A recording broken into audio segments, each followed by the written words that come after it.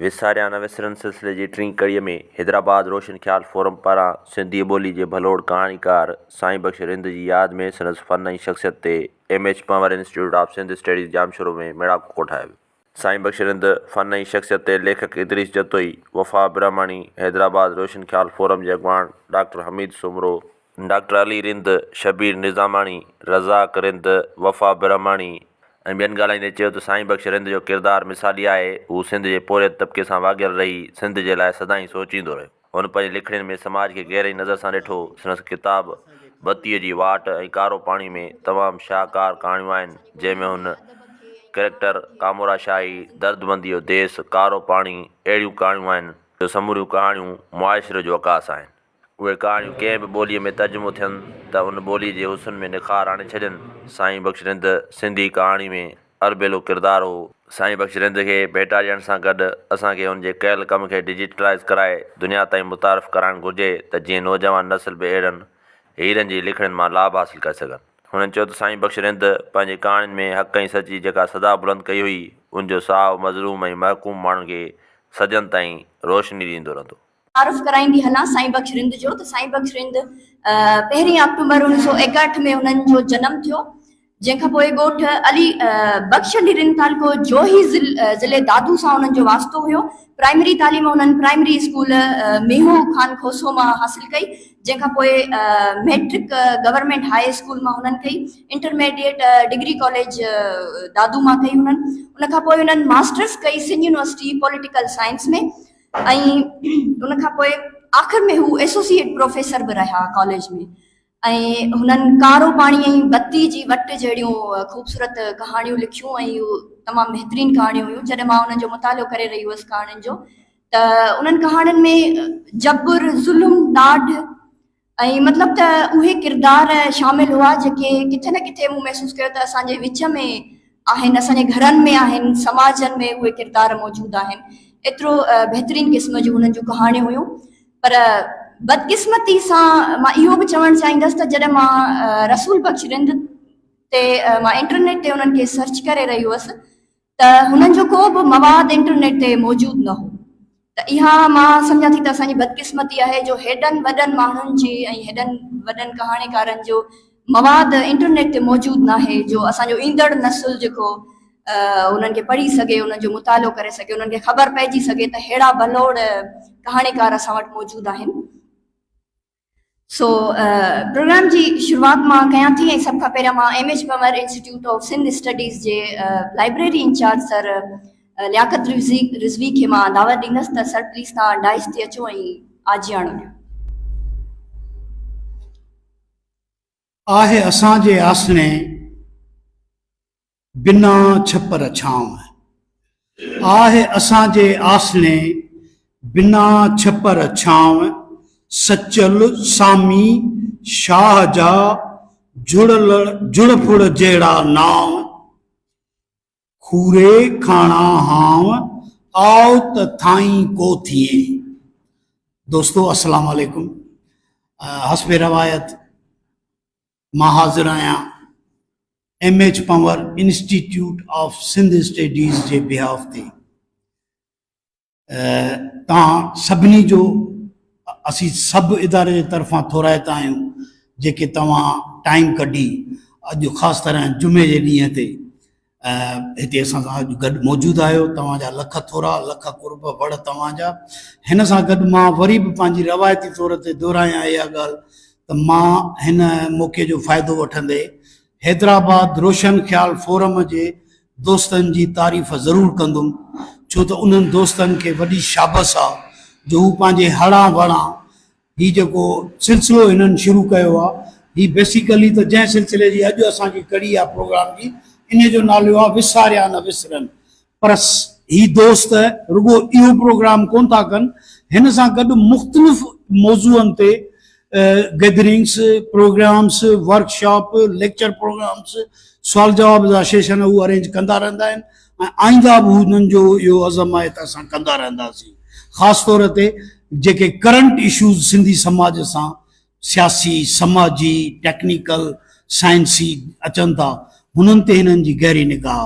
वरी बि मां हिननि सॼे पूरे सथ खे शाबाश ॾियां थो त हुननि जी ऐं इन आस ऐं उमेद सां त इहा सरगर्मी हिननि जी जारी रहंदी। अॼु जेको असां प्रोग्राम कयो आहे ही साईं बख्श रिंद सिंधीअ जो हिकिड़ो कहाणीकार, जीअं तव्हांखे मूं ॿुधायो त हिन सिलसिले जो नालो आहे विसारिया न विसरनि। असीं कोशिशि इहा कंदा आहियूं त अहिड़ा कैरेक्टर सिलेक्ट कनि ही दोस्त जिन खे घटि यादि कयो थो वञे। हूअं त हाणे भलो भलनि जी छेह कान्हे का सिंधी अदब में, कहाणीकार बि जाम पिया आहिनि, शाइर बि जाम पिया आहिनि, उन्हनि खे लिफ्ट बि वॾी आहे, उन्हनि जी पज़ीराई ऐं पधिराई बि वॾी आहे। पर डॉक्टर हमीद ऐं हुनजो जेको सथ आहे हुननि जो ही आहे त जेके घटि यादि कया वञनि था, जिन खे नज़रअंदाज़ अदीबनि खे कयो वियो आहे, असीं उन्हनि जा प्रोग्राम, पोइ उन्हनि में रुगो ज़रूरी न आहे त कहाणीकार हुजनि, शाइर, इंटेलेक्चुअल, सियासी वर्कर बि थी सघे थो त उन्हनि जे लिस्ट ते हुजनि। पर उहो जीअं जीअं लिस्ट खुलंदी वेंदी त असां बि उन में शामिल बि थींदासीं, शामिल थियण जो बि एहसासु वठंदासीं ऐं मुस्तफ़ीद बि थींदा हलंदासीं। साईं बख्श रिंद बुनियादी तरह हक़ीक़त निगारी जेका अदब में स्कूल ऑफ थॉट आहे हुन जो कहाणीकार आहे। तोड़े जो साईं बख्श जो जेको सिंधी लिटरेचर में कंट्रीब्यूशन आहे उहो रुगो कहाणी न आहे, हुन माना मुख़्तलिफ़ सनफ़ुनि ते पंहिंजी तबाज़माई कई आहे, कालम आहिनि, तनक़ीदी मज़मून आहिनि, तज्ज़िया आहिनि, इवन सियासी आहिनि। पर बुनियादी जेको हुनजी कहाणीकार जी सुञाणप आहे उहा कहाणीकार हुनजी उहा फील्ड आहे जंहिंखे असीं अदब में हक़ीक़त निगारीअ जो या हक़ीक़त निगारीअ जो स्कूल ऑफ थॉट जंहिंखे असीं चवंदा आहियूं, हू हिकिड़ो त हू उन जो फॉलोअर आहे ऐं उन खां पोइ हुन जूं जेतिरियूं बि कहाणियूं आहिनि, हुन जे कहाणियुनि जा जेतिरा बि मौज़ू आहिनि उहे हुन समाज मां खया आहिनि, उहे टोटल समाजी आहिनि। हुननि जे कहाणियुनि जे लिखण जो पैटर्न, पॉलिटिकल सिटायर, सियासी तंज़ ज़्यादा उन्हनि में तव्हांखे मिलंदी तक़रीबन हर कहाणी में। त जेका ही मौजूदा सेटअप आहे जेको बुनियादी तरह सदियुनि खां वठी इस्तेसाल ऐं जेको जबर जो जेको दौर हले थो, जेको मुख़्तलिफ़ समाजनि में मुख़्तलिफ़ कैफ़ियतुनि में आहे, उनखे हुन तमामु घणे अंदाज़ में डिपिक्ट कयो आहे। हुनजा जेके ॿ किताब आहिनि, हुनजो हिकिड़ो किताब 2005 में छपियो हो कारे पाणी जे नाले सां, ऐं ॿियो हुनजो 2021 में छपियो हो बत्तीअ जी वट जे नाले सां। बत्तीअ जी वट बि हिकिड़ो टिपिकल न, बेसिकली त बत्तियूं ई असांजे समाज मां ग़ाइब आहिनि, पर हुनखे वॾी शाबत आहे। तव्हां ॾिसो त हुन हिकिड़े किताब जो नालो बत्तीअ जी वट रखियो आहे। वट जो त अञा बि ॾुखियो तस्वुरु आहे, असांजे त नए नसुल खे बत्तियुनि जे बारे में बि मुंहिंजो ख़्यालु आहे ॼाण का घटि काफ़ी कान हूंदी। सो उहे जेके बि हुन जूं कहाणियूं आहिनि उहे समाजी मसइलनि ते आहिनि, हक़ीक़त निगारीअ ते मुश्तमिल आहिनि। हुन जेके बि कैरेक्टर चूंडिया आहिनि मोस्टली उन्हनि कैरेक्टर्स जो वास्तो सिंध जे विचें तबिके सां आहे, मिडिल क्लास सां आहे। पर कुझु कैरेक्टर हुनजा उन्हनि कहाणियुनि में कुझु मथे लेवल जा इस्तेसाली कैरेक्टर बि आहिनि, वॾेरो आहे, जागीरदार आहे, ब्यूरोक्रेट आहे, वग़ैरह वग़ैरह। मुंहिंजी पंहिंजो जेको ख़्यालु आहे त हिनखे जीअं त कंहिं वॾे पब्लिशर हुन जा किताब न छपिया आहिनि। असांजो हिकिड़ो तमामु प्यारो दोस्त आहे मुर्ज़ा सियाल आहे, जेको अॼुकल्ह डायरेक्टर सिंधालाजीअ जूं ख़िदमतूं सरअंजाम ॾिए थो। हुनजो हिकिड़ो नंढिड़ो इदारो आहे सनियो पब्लिशर्स जे नाले सां। हुनखे वॾी शाबस आहे जो हुन इहो मोती जेको आहे चूंडे मिटीअ मां, हुनजा 2 मजमूआ 2005 में ऐं 2021 में छपाया आहिनि। पर प्रॉपरली जीअं त हू हिकिड़ो जॉब वारो माण्हू आहे, हुनजी का मार्केटिंग न आहे, त मुंहिंजो हिकिड़ो इहो सम्झणु आहे या थिंकिंग आहे त इन किताब जी मार्केटिंग घटि थी हूंदी। ही किताब सिर्फ़ु दोस्तनि में ई फैलिया हूंदा, ॿई जेके या त साईं बख्श जा दोस्त हूंदा या पब्लिशर इदारे जे दोस्तनि जा दोस्त हूंदा। पर मुंहिंजी राय आहे त हिननि खे मार्केट में अचणु घुरिजे। ऐं जेकॾहिं इहे असांजे लिप डॉट ते न आहिनि त मां प्यारे साईं निरंजन खे अर्ज़ु कंदुमि त हू ॾिसी वठे त इहे असांजे लिप डॉट ते बि अचनि। असांजी जेका ऑनलाइन लाइब्रेरी आहे digital institute of Sindh studies MH Panhwar जी, हुन ते बि अचणु घुरिजनि। तव्हांजा लख थोरा, मां तव्हांजो घणो टाइम न वठंदुमि, छो त बुनियादी तरह अॼु असांजा काफ़ी दोस्त हिते आयल आहिनि जेके साईं बख्श रिंद जे फ़न, कहाणियुनि ऐं हुनजी शख़्सियत जी तमामु तफ़सीली तव्हांजे अॻियां रोशनी विझंदा। इन जे करे मां इजाज़त वठंदुसि। वरी बि मां हैदराबाद रोशन ख़्याल फोरम जे दोस्तनि ऐं अवां जो थोराइतो आहियां। लख थोरा, महिरबानी। Thank you so much sir. विसारिया न विसरनि सिलसिले जी हीअ टी कड़ी आहे। ऐं जीअं त मां पहिरियां ॿुधायो त हैदराबाद रोशन ख्याल फारम जी हमेशह खां कोई कोशिश रही आहे त अहिड़नि भलोड़ अदीबनि खे अॻिते आणिजे। सभ खां पहिरियां प्रोग्राम जी शुरूआत कंदे मां साईं बख्श रिंद जे फर्ज़ंद खे दावत ॾींदसि त प्लीज़ हू डाइस ते अचनि ऐं पंहिंजे ख़्यालनि जो इज़हार कनि। पाण PhD टीचर आहिनि ऐं अदब इल्मु दोस्त आहिनि। प्लीज़ तव्हां डाइस ते अचो ऐं पंहिंजे ख़्यालनि जो इज़हार कयो।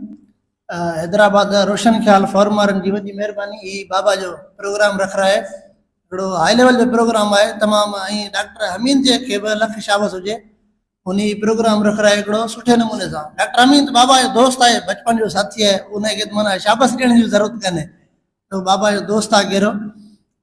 हीअ तमामु बहितरीनु प्रोग्राम आहे। जीअं त बाबा जी शख़्सियत तव्हां सभिनी खे ख़बर हूंदी, घाणो रखी शख़्सियत जी हुनजी, हिकिड़ो अदीब हुयो ऐं हुन सां गॾु फितरत जो आशिक़, काछे जो आशिक़, ऐं ग़रीबनि सां प्यारु कंदो हमेशह, ग़रीबनि सां हमदर्दी, उन्हनि जो ख़्यालु रखणु। मां चवंदो अहिड़ा प्रोग्राम थियणु घुरिजनि, तमामु भली ॻाल्हि आहे। अदबी संगत वारा प्रोग्राम कंदा आहिनि जोई में, तमामु भला प्रोग्राम हूंदा आहिनि। ऐं हैदराबाद रोशन ख्याल फॉर्म वारनि जा बि असां थोराइता आहियूं, तमामु सुठो प्रोग्राम रख रहा आहे। असांजा अदीब दानिश्वर सभु वेठा आहिनि माशाअल्लाह, असां उन्हनि खे ॿुधंदासीं, लुत्फ़ अंदोज़ थींदासीं इंशाअल्लाह। हाणे मां जंहिं महिमान खे डाइस ते घुराईंदमि उहे उन्हनि जो नालो रज़ाक रिंद आहे। पाण higher secondary school Tando Allahyar जा सीनियर प्रिंसिपल आहिनि, अदीब दानिश्वर ऐं सियासतदान आहिनि। सियासत में बि हुननि जी तमामु घणी चङी हिसाब सां साईं असां ते इहो डॉक्टर साहब बार रखियो त हुन ते ॻाल्हाइजे। साईं बख्श जो जी लाइफ ते थोरो ॻाल्हायां त साईं बख्श जा जंहिं माहौल में ॼाओ, जंहिं घर में ॼाओ, हिकिड़े हारी औलाद हुयो। डॉक्टर साहब इन जे किताब में किथे इहो लिखियो आहे त 20 ॼणा हिकिड़ी फैमिली में 20 भेण ऐं भाउर इहे आहिनि पाण में साईं बख्श वारा। ग़रीब जो औलाद आहे। साॻे वक़्तु उन्हनि जो ॻोठ जो माहौल आहे उहो हिकिड़ो अणपढ़ियो, जहालत वारो, पुराण पसंदि। ऐं साईं जे आस पास जेके वेझा रिश्तेदार आहे उन्हनि में कुकड़नि जा खफ़्ती, काटकू, चोरखान, हुन हिकिड़ो अहिड़ो माहौल हुयो जंहिं माहौल में साईं बख्श पैदा थियो। एॾे वॾे कुटुंब में, अहिड़े आसे पासे जे माहौल में साईं उन माहौल मां तयारु थी, ख़बर न आहे कीअं पांध बचाए निकितो ऐं मथे आयो, तालीम हासिलु कई, MA कई पॉलिटिकल साइंस में, प्राइमरी टीचर थियो पहिरियां, पोइ HST थियो। साईं जुस्तजू अॻिते वधण जी, पोइ साईं लेक्चरर थियो। त साईं सां मुंहिंजो हिकिड़ो तालुक़ु अज़ीज़ बि आहियूं असां, पर उन खां अॻु में असां मुंहिंजो कॾहिं को अहिड़ो वेझो इंट्रेक्शन न रहियो। असां जेको वेझो इंट्रेक्शन थियो उहो असांजे पॉलिटिकल हिकिड़ो फोरम हुयो, तबक़ाती जिदोजहद ऐं PTUDC जो, जेको असांजे जोही शहर में एक्टिव हुयो। उन जे फोरम ते साईं सां घणो विझड़ाइप थी। असां गॾिजी करे सियासी तौर ते यूनियन जे हवाले सां, तरक़ी पसंद सियासत जे हवाले सां गॾिजी करे प्रोग्राम बि असां कया। असां लेक्चर प्रोग्राम बि कया, स्टडी सर्कल्स बि हलाया, फर्स्ट में जा प्रोग्राम कया। लाहौर ताईं बि गॾिजी जेके असांजूं कांग्रेस थींदियूं असां वियासीं। मूं साईं जो उहो पासो ॾिठो ऐं साईं खे कीअं नज़र आयो मूंखे। साईं हिकिड़ो सिधो खरो माण्हू हुयो, पंहिंजी दोस्तनि में बि खरो हुओ, त दुश्मनी खणी चऊं अदावतुनि में बि हिकिड़ो खरो माण्हू हुयो। हर हिसाब सां सिधो माण्हू हुयो ऐं उहा शइ असांखे साईं जे कहाणियुनि में, साईं जे किरदारनि में असांखे शइ मिले थी। त साईं बख्श जो जी जेका आहे उथवे ई उते, उहा बि हिकिड़ो आम माण्हू। साईं जीअं मुंहिंजे फर्ज़न ॿुधायो त साईं जी घणी उथवे आम माण्हू, दर्ज़ी, पीड़ी बाधारा, होटलनि जा पेशगीर, आम माण्हू, उन सॼो ॾींहुं उनजे शहर सां, आम माण्हू सां बि हिकिड़ो इंट्रेक्शन रहियो। साॻे वक़्तु साईं जो अदबी पासे खां मां त परे खां वाक़ुफ़ हुउसि। हाणे साईं जे ॻाल्हाइण लाइ जॾहिं मूंखे चयो वियो त मां थोरो साईं जे किताबनि खे पढ़ियो ऐं काफ़ी शयूं अहिड़ियूं आहिनि जेके मां सिखियुसि साईं खां, ऐं ख़बर पई त साईं जा इहे पासा ॾाढा इंतहाई मज़बूत पासा हुया। बुनियादी तौर ते साईं जेको आहे काछे जो, खीरथर जो, मंछुर जो आशिक़ हुयो। ऐं साईं जे कहाणियुनि में बि तव्हांखे हर कहाणी जे पस मंज़र में काछे जो मतिलबु हिननि इलाइक़नि जो तव्हांखे बिल्कुलु हक़ीक़त निगारी वारो जेको साईं ॿुधायो मंज़र निगारी जेका हक़ीक़त निगारी ते ॿधल हुई कहाणियुनि जी जेका बीहक आहे उहा सॼी उन इलाइक़े जे हवाले सां ॿधल आहे असांखे मिले थी। ऐं उते उतां जी मौसमूं बि साईं जे कहाणी में उतां जी मौसमूं तव्हांखे नज़र ईंदियूं, जंहिंमें ओथर अंधारी बि तव्हांखे नज़र ईंदी, हाड़ काढ़ो बि तव्हांखे नज़र ईंदो, सियारे जो सपाट सर्दी बि नज़र ईंदी, सोकड़ो ॿोॾ बि नज़र ईंदी साईं जी कहाणी जे अंदरि तव्हांखे। साईं जा वधीक एज़ ए स्टोरी टेलर उहो वधीक कामयाबु वञे, जंहिंमें ख़ासि करे थर्ड एम्पायर ऐं पहलवान इहे ॿई कहाणियूं डॉक्टर जे बकौत ॼण हुनजे पंहिंजे घर जूं कहाणियूं आहिनि, पंहिंजी ज़ात जूं कहाणियूं आहिनि। उन में ॾाढो सुठे नमूने सां बहितरीन नमूने सां उन कहाणी खे पेश कयो आहे। मकालमा किरदारनि जे हवाले सां मूं ॻाल्हि कई, किथे बि ॿोली ऐं ॿिन्ही में किरदारनि में किथे वधा कोन थो नज़र, किथे बि अक्सर असांजी कहाणियुनि में पोइ असांजा राइटर जेके आहिनि घणो गुलकारी कंदा आहिनि डायलॉग्स में, हिननि में जेको पोइ ॻाल्हि न वणंदी आहे चवणु छा थो चाहे या कहिड़ी शइ थो चवे, अहिड़ी शइ साईं जी न मिलंदी असांखे। ॿियो तशबीह जे हवाले सां साईं जी कहाणी में तशबीह घटि थी मिले, पर जिथे मिले थी ॾाढी ठहक न मिले थी, ॾाढी ख़ूबसूरत तशबीह आहिनि साईं जूं। ऐं ॿियो साईं बख़्श हिकिड़ी ख़ूबसूरत कहाणी न्यूज़ एडिटर ते लिखियलु आहे, पाताल जा मोती। मूंखे त ईअं लॻे पियो त शायदि फारूक सुमरे जी या शबीर निज़ामाणी जी कहाणी आहे, ॾाढी ख़ूबसूरत कहाणी लिखियलु आहे साईं जूं, काफ़ी तमामु ख़ूबसूरत कहाणी लिखियलु आहे, इहा ॾाढी सुहिणी कहाणी लिखियलु आहे। साॻिए वक़्तु साईं जूं जेके ॿियूं कहाणियूं जंहिंमें कारो पाणी भतीज वटि जंहिंजे नाले सां किताब जो नालो आहे, इहे धुरियाई धार। कारो पाणी मंछुर जो मरसियो आहे त कीअं मंछुर खे तबाह कयो वियो, कीअं उनखे गदिलो कयो वियो, कीअं उतां जा जेके मुहाणा आहिनि उहे गरबदरी ज़िंदगी गुज़ारनि पिया जॾहिं कारो पाणी में छॾे थो वञे। भतीज वटि हिकिड़ी घरेलू क़िस्म जी कहाणी आहे, ऐं कहाणी आहे उहो माण्हू जेको ॿाहिरि मुल्कनि जी कमाए थो, ॿी शादी थो करे, उन जा जेके घरवारी लालची या छा आहे अहिड़े क़िस्म जी कहाणी में आहे। कहाणी जे हिसाब सां तमामु बहितरीनु करे जेका कहाणी मूंखां सभ खां वधीक मुतासिर कयो उहे धुरियाई धार। धुरियाई धार ॾाढी ख़ूबसूरत कहाणी आहे साईं जी, उहो मंगणार फ़क़ीरनि ते लिखियलु आहे साईं जी कहाणी। कीअं बि ॾेखारे थो मंगणार फ़क़ीरनि सां कहिड़ा इशूज़ अचनि था, ऐं उन्हनि जा अहसास, उन जा जज़्बात, उन्हनि जी आजिज़ी, उन्हनि जी निवड़त, उन्हनि जी ॿोली, उन्हनि जा जेके मुआशी मसइला ॾाढे ख़ूबसूरत नमूने सां उन में ॾेखारिया आहिनि। साॻिए वक़्तु उन घर में पैदा थींदड़ हिकिड़े नौजवान आहे जेको पढ़णु थो चाहे ऐं इन धंधे में नथो पहुचणु चाहे, उन खे ॾाढो सुहिणे नमूने सां ॾेखारियो।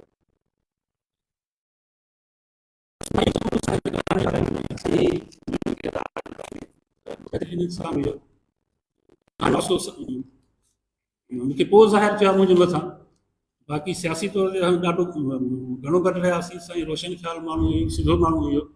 जॾहिं हू पाकिस्तान यूनिवर्सिटी पढ़ाईंदो हो कॉलेज जे अंदरि, त उहो ॿाहिरि निकिरी करे इहो चवंदो हो सभु कूड़ आहे। सम्झे पियो थी जेका तारीख़ असां पढ़ायूं पिया, जेका कोर्स असां पढ़ायूं पिया, सॼो ग़लति आहे। महिरबानी।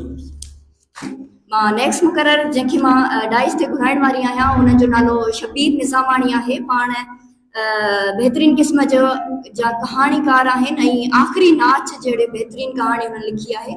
ऐं हुनजो हिकु नाविल ऐं ॿ कहाणियूं अञा प्रोसेस में आहिनि, जल्द असांजे हथनि में ईंदियूं ऐं असां उन्हनि खे पढ़ंदासीं। सर शबीर निज़ामाणी, प्लीज़ तव्हां डाइस ते अचो ऐं पंहिंजे ख़्यालनि जो इज़हार कयो। छा आहे कहाणी? हिकिड़ी ॻाल्हि आहे, मुख़्तसर ॻाल्हि। सदुर कहाणी ईअं आहे त हिकिड़े पीउ हिकिड़ो घरु ठारायो जेको सभिनी उनजे ॿारनि जो, उन्हनि जे पुटनि धीअरनि जो पंहिंजो घरु, असांजो घरु।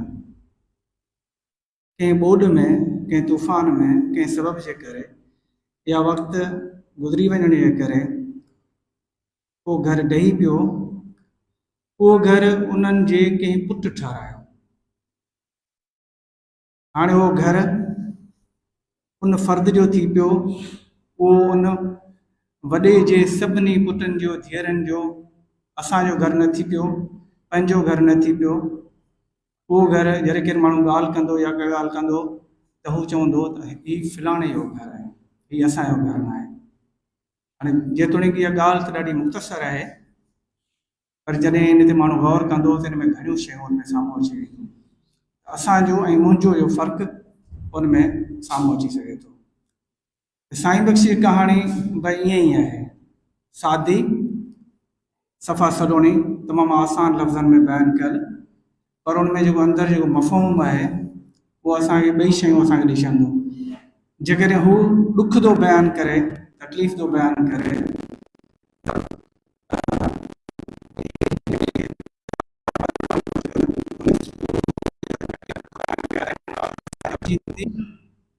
जेकॾहिं हू तंज़ ऐं मज़ाक़ उहो थो बयानु करे, तॾहिं बि असांजी खिल टहक में असांजी अखि भरिजी ईंदी।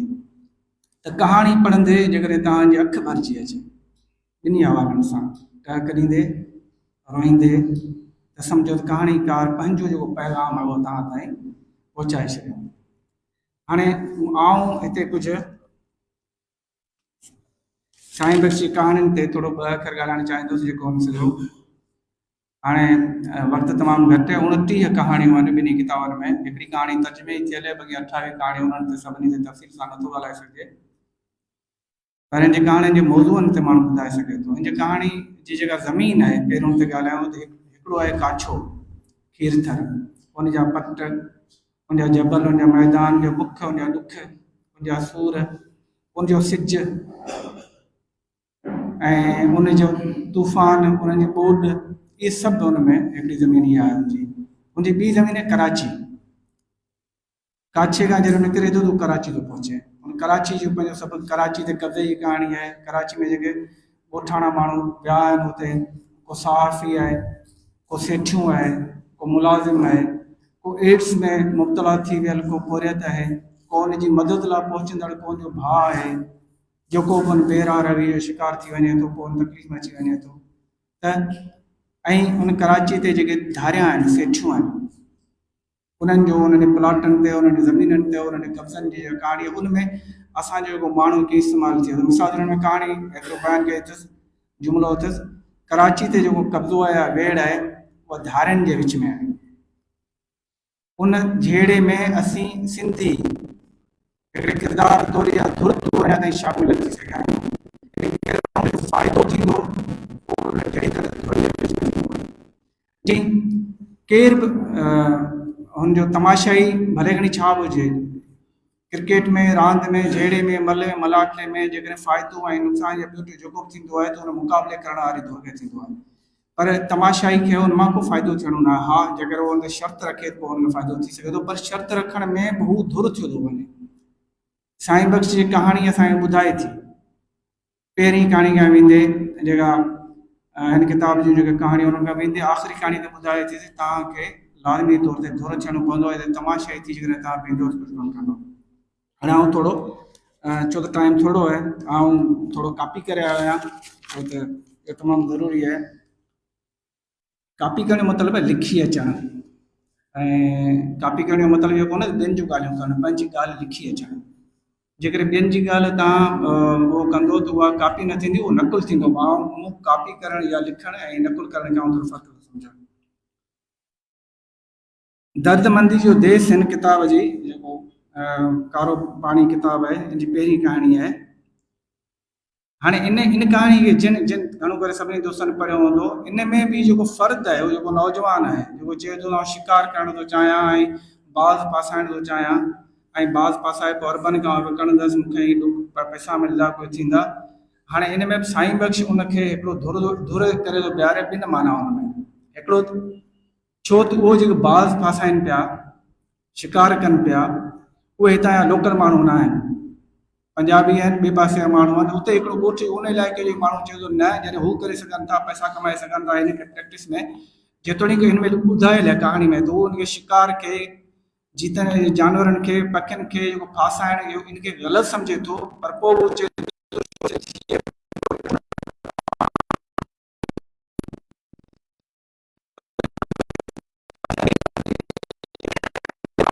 जॾहिं हाल अहिवाल हुन सां थिए थो त उते जॾहिं हुननि ॻाल्हियूं ॿुधे थो त उते हुन में हाणे इहा थी हिकिड़ी थी ज़ाती धुर थियणु, पंहिंजे लाइ फ़ाइदो कमाइणु, पैसा कमाइणु, पर हुते अॻियां हली हू हिकिड़ो क़ौमी जेको पंहिंजे देश या पंहिंजे वतन, छो त जॾहिं ॻाल्हि कनि था, हिकिड़े हंधि जी ॻाल्हि कनि था, किरदारु जेके अरबाइनूं खे चवनि था त असां ॿीहर वापसि ईंदासीं, तूं असांजूं ज़रूरतूं पूरियूं कंदे। त उहो आर्मी ऐं जेको किरदारु अचनि था जेके असांजे निंगरियुनि सां छोकिरियुनि सां ऐं ॿियो टियों जेके बि सॼा थियनि था उन्हनि सां त हिते ही सम्झे थो त हिते हिननि त मूंखे गार ॾेई छॾी आहे। हिते ही हिकिड़े ज़ात मां फ़र्द मां पंहिंजे जेको मुआशी मफ़ादनि हासिलु करण वारे किरदार मां निकिरी हिकिड़ो वसी किरदार में अची थो वञे ऐं पंहिंजे देश पंहिंजे वतन जे लाइ सोचणु शुरू थो करे। ऐं जेतोणीकि हू उते गर्मी आहे तमामु घणी तकलीफ़ में आहे पर पोइ बि उन्हनि सां गॾु अचण खां इनकार करे थो। हाणे इहो साॻियो जेका अचण खां इनकार करण वारी ॻाल्हि आहे ॿिए हंधि थियल आहे कारे पाणी में। उन जो आख़िर में जहिड़ो किरदारु आहे माण्हू आहे मच्छी मारे थो कारो पाणी अदबी संघ जा प्रोग्राम थियनि था उते उनखे ख़बर पइजी वञे थी त बाबा असांखे हीउ सॼो जेको तबाही ऐं बर्बादी कंदड़ सिस्टम उहो छा आहे उन खां ताईं कीअं निकिरी सघो था। त बिल्कुलु आख़िर में एंड में साईं बख्श वारो जेको किरदारु आहे जेको ॿेड़ाइतो आहे मलाह आहे जेको ॿियनि जो कमु करे थो उते हू पंहिंजो मोटर विकिणी पंहिंजे पुट जो इलाजु कराए थो त पंहिंजे घर जे भाती जे हू संभाल करे थो थिए थो। इन दी एंड उहे जेके वॾेरा अचनि था हिन वटि हिन खे चवनि था तूं असां लाइ उन्हनि खे जवाबु ॾींदो छे। वापसि मोटणु हर जॻह ते सही न हूंदो आहे। हाणे हिते तव्हांखे हिकिड़ी ॻाल्हि माना हिते ज़िक्र करियां थो त हिन हसन वारे जेको कैरेक्टर जॾहिं वापसि मोटे थो हुनजे ज़हन में छा आहे छो त हुनजो पीउ जॾहिं वॾी जमा थियो हुनजी माउ गुज़ारे वई आहे त हुनजे पीउ खे हुनजा दोस्त चवंदा 55 इयर्स जो हुनजो पीउ ऐं हुनखे चवंदा तूं ॿी शादी कर। उहो ॿी शादी करे थो। उहा छोकिरी जेका आहे 16-17 सालनि जी आहे। हाणे हिते हुन घर में हिकिड़ो तदाद उभरे थो। उहा यंग एज जी छोकिरी आहे ऐं हू पोड़ो आहे उहो हुन जूं जेके ज़रूरतूं आहिनि जिन्सी आहे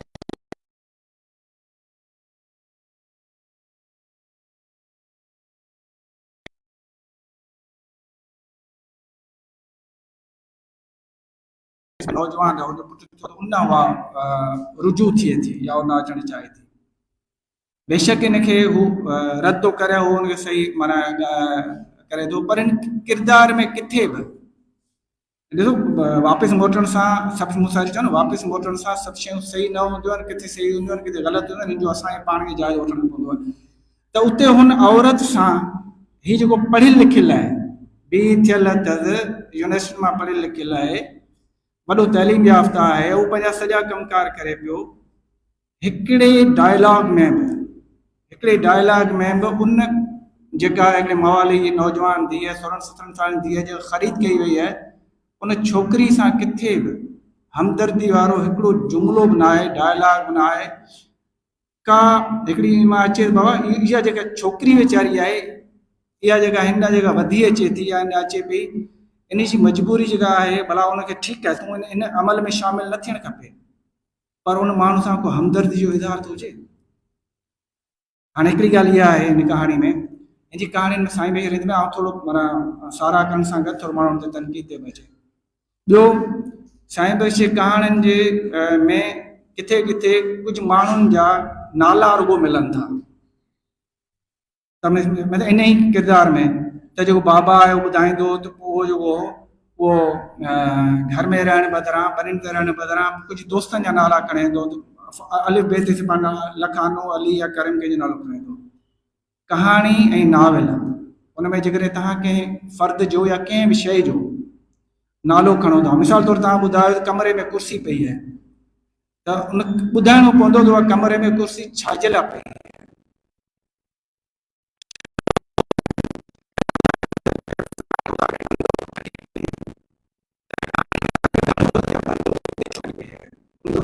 या को एंटीक है पुरानी है यादगिरी है या उन दौर जूं हालतूं अहिड़ियूं आहिनि उन बंदूक जो इस्तेमालु थियणो ई थियणो आहे या त कॾहिं या थी आहे या तिन जे ज़रिए को दिफ़ा थियो आहे को क़तल थियो आहे का यादगिरियुनि जे बारे में आहे उन कहाणी जी किसो जेको आहे उन बयानु करिणो आहे।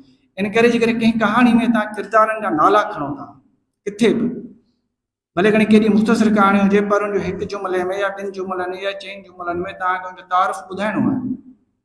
जेकॾहिं को कहाणीकार को नॉवलिस्ट को किरदारु खणे थो ॿुधाए थो उनजो ज़िक्र करण खां सवाइ ईअं हलियो थो वञे त उहा उन कहाणी किरदार खे ज़ाहिर करण जी पधरी करण जी ॿुधाइण जी ज़रूरत न हूंदी आहे।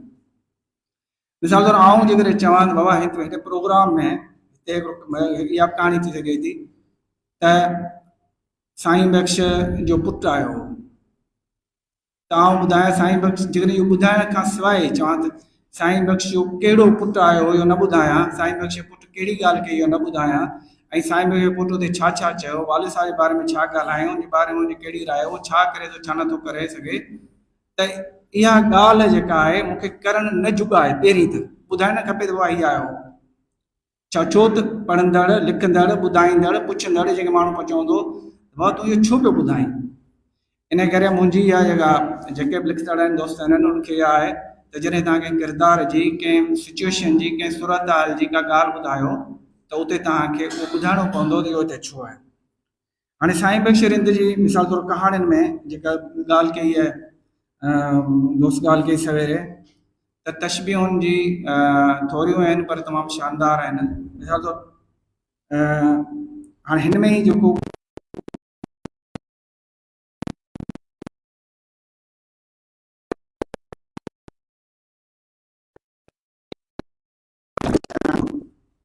दोस्तनि खे जॾहिं चए थो त आउं वञो बाज़ थो झलियां त उते हुनखे चवणु दोस्त चए थो बेरोज़गारी बेरोज़गारी तमामु वॾो हूंदो आहे माण्हू सां। बेरोज़गारी तुंहिंजे खीसे जे ख़ालीपणे सां गॾु, ख़ाली हूंदो खीसो, तुंहिंजी मत बि खसे वरिती आहे। त बेरोज़गारी जो इंसान जे रुॻो मुआशी हालतुनि ते न पर उनजे शौरी हालतुनि ते, अकुली हालतुनि ते, उनजे सॼो उन ते सॼे वॾे ते उनजो असरु पवे थो। या इन में बि आहे हाणे जॾहिं हू अरबन खे जवाबु ॾेई उन गाॾियुनि मां लहे थो पोइ हुनखे पंहिंजे वतन जी जॾहिं मालिकी जो अहसासु थिए थो, पंहिंजे देश जो जॾहिं चए थो आउं पंहिंजे देश जो संभालींदड़ आहियां, मालिक आहियां, वारिस आहियां, ऐं जॾहिं हू पंधु हलण थो शुरू करणु ख़बर आहे त मुंहिंजो पंधु तमामु परे आहे। ॾिसो इन्हनि हालतुनि में इहे जेके कम आहिनि जेके बि आहिनि वॾा कम जेके बि आहिनि, हिते त घणी नंढी ॻाल्हि आहे पर जेके वॾा कम आहिनि उनमें पंधु परे हूंदो आहे, वेझो न हूंदो आहे। पोइ त हू चए थो त पर पोइ वतन, पखियुनि जो अहसासु ऐं क़ौमी गैरत, टे शयूं, पंहिंजो वतन, क़ौमी गैरत मूं सां लाॻापियल थी वई, ॿियो वरी पंहिंजे देश जा पखी पंहिंजो देश आहिनि। हाणे पर देश भला पाण जॾहिं सिंध जी ॻाल्हि करियूं त सिंध माना छा, सिंध माना हिन जी जाग्राफी या सिंध माना हिन जा माण्हू, त सिंध जो मतिलबु आहे सिंध हिन जा माण्हू, हिन जा जानवर, हिन जा पखी, हिन जा वण टिण, ॿूटा, इहे सभु पंहिंजो वतन आहिनि, पंहिंजो देश आहिनि। इन में कंहिं शइ खे हिक ॿिए खां अलॻि कबो त पंहिंजो देश थोरो हेठि मथे थींदो। आउं चवां थो थर, काछो, गोस्तान, इहे सभु त हीउ चए थो वतन, पखियुनि जो अहसासु ऐं गैरत,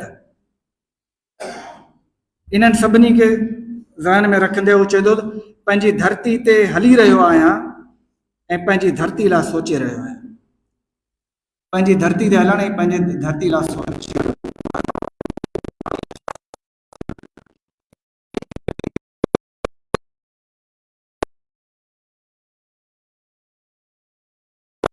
तव्हां ॿिए जे लाइ इस्तेमालु न थींदा। तव्हांखे जॾहिं हू न आहे, तव्हांजी सम्झ इन सतह ते पहुतल न आहे, पोइ इहो अहसासु तव्हां में नथो जनम वठे, तव्हां ॿिए लाइ इस्तेमालु थी सघो था। त साईं बख़्श जे रिंद जे किरदारनि में किथे किथे के ॿियनि जे लाइ इस्तेमालु थियनि था। मिसाल तौरु चई उहो जेको एड्स में वरितलु हिकिड़ो आहे, उहो बीमार थियो थो पए, बेटो थियो पए थो, हुनजो विड़े थो, झेड़ो करे थो, पर पोइ जॾहिं हुनजो भाउ हुते अचे थो, हुनखे छॾाइणु अचे थो। हिन साईं बख़्श रिंद में इहो बि आहे त जेकॾहिं किथे के माण्हू किथे कंहिं जॻह ते फासी पिया आहिनि त उते हू ॿियो किरदारु हिकिड़ो पैदा थिए थो, उहो हुनखे सिचुएशन मां, सूरत हाल मां, ॾुखी सूरत हाल मां कढण लाइ उहो हिमत करे थो। इहे हिन में तक़रीबन सॼी बुक में इहे सॼियूं शयूं शामिल आहिनि। बत्ती जी वट में बि सच ईअं ई आहे, नंढड़ी हिकिड़ी कहाणी आहे। हू ॿाहिरि वञे थो, कमाइण वञे थो, वापसि अचे, हुनजी घरवारी पहिरीं गुज़ारे वई आहे, सेकेंड मैरिज करे थो ऐं पंहिंजे घर में हालतूं हुन लाइ तमामु घणियूं तंग थिए। छो त हू पंहिंजनि माण्हुनि खां इन दौरान छिजी धार थी वियो आहे। उते उन्हनि पंहिंजनि माण्हुनि जो, दोस्तनि जो, माइटनि जो, पंहिंजे भाइरनि जो, पंहिंजे भाइटनि जो, दोस्तनि जो जॾहिं हुनखे अहसासु थिए थो ऐं उहो वञे थो त वॾो ताक़तवर, पावरफुल थो मोटे।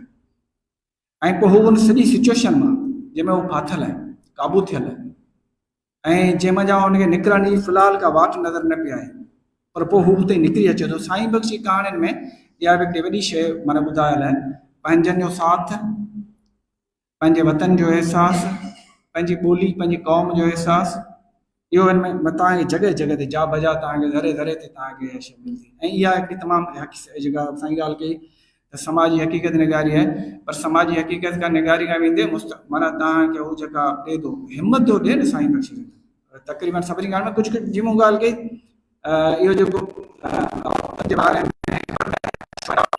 शिवेंद्री अचे थो लिखंदे कहाणीकार खां किथे न किथे सॼी शइ हुजे अक्सर ईअं थिए कंहिं जॻह ते या किथे वाक़िया अहिड़ा थिया आहिनि कहिड़ा मसइला थिया आहिनि जिते हुनखे शायदि ईअं थिए थो त उन जो तरफ़दार हिन कहाणी किताब में जेके बि सभु कहाणी आहे उन में तमामु घटि थियो आहे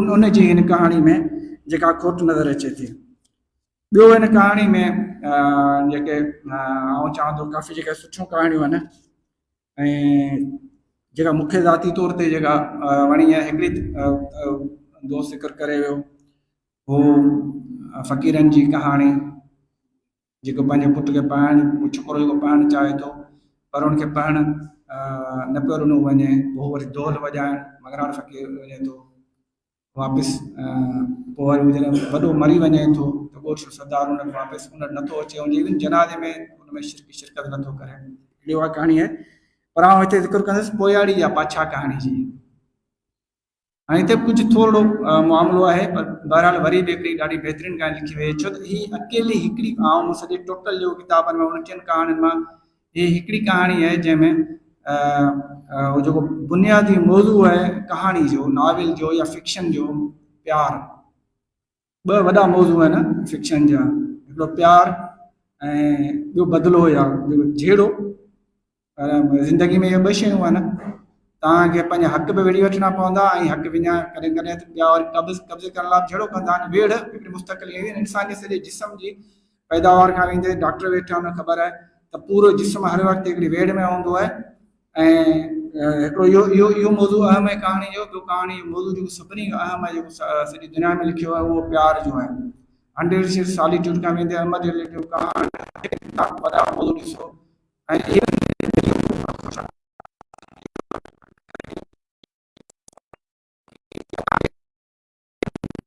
में मौज़ू मुस्तक़िल मिलंदा साईं बख़्श सॼे हिन किताब में जेकॾहिं प्यार जो मौज़ू पंहिंजो उन सॼे हिकिड़े में थोरे घणनि समायल आहे त उहो हिन में पोयाड़ी या पाछा में जेको ॿुधायल आहे हिकिड़ो माण्हू कराची में वेठो आहे पोइ हुते हुनखे कंहिं मिले थो कंहिं ग़रीबनि सां हा हिते थोरो आउं इन कहाणी में ॿुधाईंदुसि त वरी बि जॾहिं हू हिकिड़ी ॿी कहाणी थोरो हिन ते ॻाल्हाइण खां पहिरियों आउं थोरो ॿियो ज़िक्र करणु थो चाहियां त साईं बख़्श जी कहाणी में हिकिड़ी ॿी शइ पए त किरदार में जेका चङाई आहे घणे भाङे हिते जेका बि अचे थी जेके किरदार चङा बि ॾेखारिया विया आहिनि पर पोइ उहे रिएक्शन में कुझु चङाई था आहिनि बेसिकली चङा आहिनि पर वरी बि थोरो शक में मुब्तला आहिनि पर रिएक्शन में हू चङाई था ॾेखारनि मिसाल तौरु ड्राइवर जेको आहे खणे थो वञे भाड़े लाइ कहाणी में काच अचे थो ऐं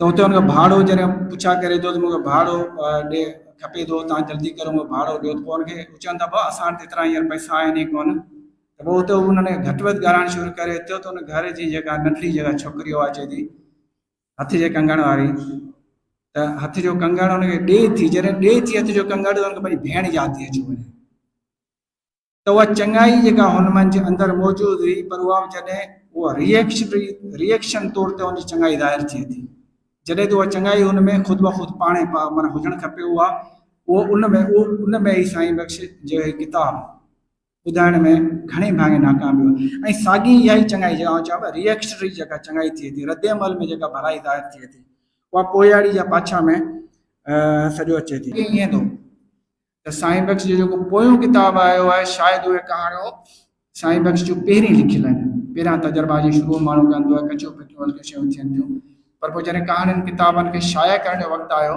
त साईं बख़्श पाण हुन मां जेके बहितरीनु सुठियूं कहाणियूं चूंडे उहे कारो पाणी में लॻायूं आहिनि ऐं हू पोइ कहाणियूं लॻायूं आहिनि और हिकु भेरो ॿीहर हर्फ़ खे ऐं MS पावर इंस्टीट्यूट खे मुबारकबाद ॾियां थो त हुननि तमामु ज़बरदस्त प्रोग्राम कयो मूंखे मौक़ो ॾिनो तव्हांजे लख थोरा तव्हांजी महिरबानी तव्हांखे सलाम हुजे सिखण जे लाइ हाणे जेको नेक्स्ट मुक़ररु जंहिंखे मां डाइस ते घुराईंदमि उनजो नालो वफ़ा ब्रह्माणी आहे उन्हनि जो समाज में तमामु घणो कंट्रीब्यूशन आहे उन्हनि बि MRD तहरीक में जियालनि ऐं जोधनि सां जेल काटिया अदब में हुननि जो तमामु घणो कमु कयल आहे ऐं उनखां अलावा 1993 में काछो बचायो तहरीक हुननि हलाई आहे उन्हनि जी पंहिंजी आहे so sir Wafa Brahmani please तव्हां डाइस ते अचो ऐं पंहिंजे ख़्यालनि जो इज़हार कयो। सिंध जी असांजे अकबर जदोजहद साईं बख्श रिंद जे हवाले सां शबीर निज़ामी साहिबु संदसि फ़न ते तमामु सुठो ॻाल्हायो ऐं बहितर नमूने सां ॻाल्हायो। मां संदसि शख़्सियत ते मुख़्तसर ॻाल्हाईंदुसि। साईं बख्श रिंद जी जेका शख़्सियत आहे उहा संदसि वास्तो मुंहिंजो जेको आहे उहो डॉक्टर हमीद सुमरो जे मार्फत क्लिनिक ते वेहण जे करे हुन सां मुंहिंजी वेझड़ाप थी ऐं डॉक्टर हमीद साहिब वटि उते मां ॾिठो त टे कम जेके डॉक्टर साहिब जे या त ज़हन में हुआ त उहे टे कम कंहिं बि हवाले सां करणा आहिनि। उन में हिकिड़ो जेको कमु हो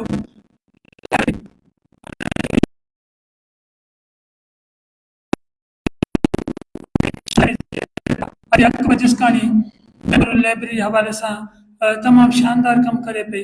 उनजो बुनियादु रखणो, उन में जेका टीम हुई उहे जेके माण्हू जेके सिलेक्ट डॉक्टर हमीद कया उन में साईं बख्श रिंद बि हो, असां बि शामिल हुआसीं ऐं उहो जेको कमु थियो अॼु बि माना लाइब्रेरी जेका आहे सिंध में मुंहिंजे ख़्याल में अहिड़ी घटि लाइब्रेरी हूंदियूं जेका जिथे एॾा वॾे पैमाने ते माण्हुनि जी शिरकत थिए थी, नौजवान अचनि था पढ़नि था ऐं हिन महिल बि डॉक्टर हमीद छॾे आयो आहे, साईं बख्श रिंद मरहूम गुज़ारे वियो, असांखे छॾे वियो ऐं असांजी बि हुते एतिरी का शिरकत कान्हे पर उहा लाइब्रेरी जेका असां हले पई थी।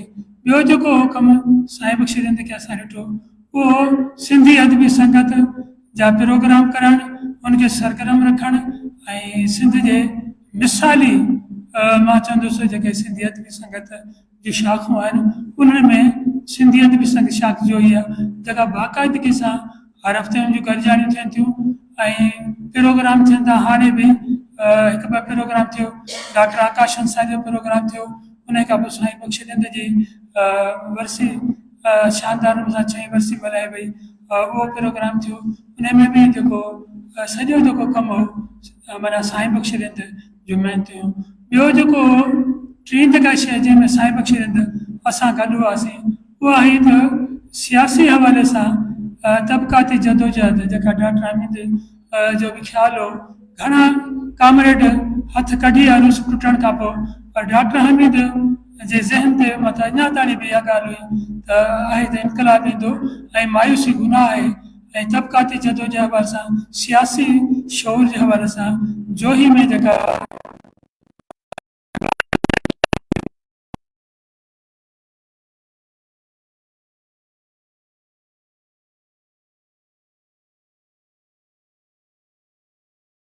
डॉक्टर साहिब बि हो। ॿियो साईं बख्श रिंद मूं अक्सर करे ॾिठो आहे त जेके अदीब हूंदा लेखक हूंदा आहिनि उहे दोस्त घणा रुखा या पंहिंजे तबिके जे हवाले सां हुनजी उथ वेहप जेका हूंदी आहे उन्हनि माण्हुनि सां हूंदी आहे जेके माना ही प्राइमरी खां वठी प्रोफेसर ताणी हिन जा जेके वास्ता तालुकात रहिया उहे पोरेट माण्हुनि सां वधीक रहिया। मिसाल ॻाल्हि काछे साईं जो इश्क हूंदो, गुड़ चांहि जी पती खंड इहो खणंदो उहा काछेर हूंदा, रेढार वेठा आहिनि बकरार वेठा आहिनि उन्हनि सां कचहरी कबी, उन्हनि जा नाला उन्हनि जा पाड़ा उहा हीउ फलाणो आहे, हीउ बुज़दार आहे, हीउ शहज़ाद आहे ऐं हुननि जा मतिलबु कोर अथनि। उहे जेके मालवंद माण्हू जेके ॿार वीचारा कॾहिं हथ बि धोइनि कॾहिं पाणी जी किल्लत हुजे काछे में पर अहिड़नि माण्हुनि सां माना उहो टाइम ॾींदो हो, हुननि जूं ॻाल्हियूं ॿुधंदो हो ऐं उन्हनि सां हिन जी वेझड़ाप हूंदी हुई ऐं उहे हिन जा दोस्त हूंदा हुआ ऐं उहे वास्ते अहिड़ी तरह सां जेके मंछूर जे मलाह में ॾिसबो त जेके मंछूर जा जेके मलाह हुआ उहे बि हिन जा माना दोस्तनि में शामिलु हूंदा हुआ त मंछूर जे मलाहनि सां ऐं हिनखे मच्छी जा जेके बि क़िस्म हुआ मां चयो तूं मुहाणो त न आहे केॾी महिल असां हुनखे चवंदा हुआसीं सभु मच्छी जा क़िस्म पखी जा क़िस्म खे सभु यादि हूंदा हुआ। उहे मुहाणा जॾहिं बि ईंदा हुआ ऐं मंछूर मां अचनि त हुननि जी जेका बैठक रिहाइश ऐं मानी टिकी जोही में बख्शली रिंद में उहा साईं बख्श रिंद वटि हूंदी ऐं एॾो माना हुनजा जेके वेझड़ा माना अहिड़नि माण्हुनि सां रही। साईं बख्श रिंद जेका 10 वॾे कोट आहे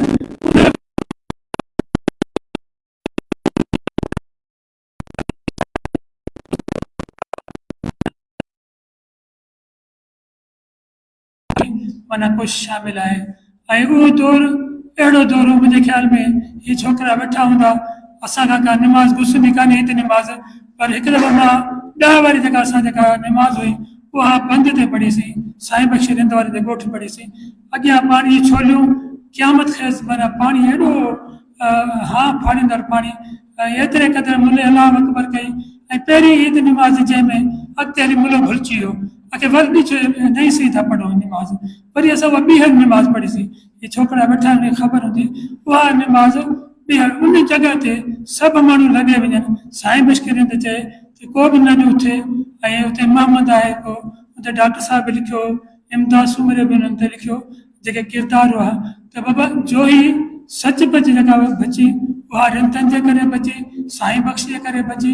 ऐं पोइ मिसाल ॾिनो हाणे मेड़ वारनि बि या जेका हाणे जेका बोर्ड आई इन में पहिरीं बोर्ड में त जोही जहिड़ो कर ख़ाली थी चुकी हुई, ॿुॾण खां बची वई पर ख़ाली थी वई।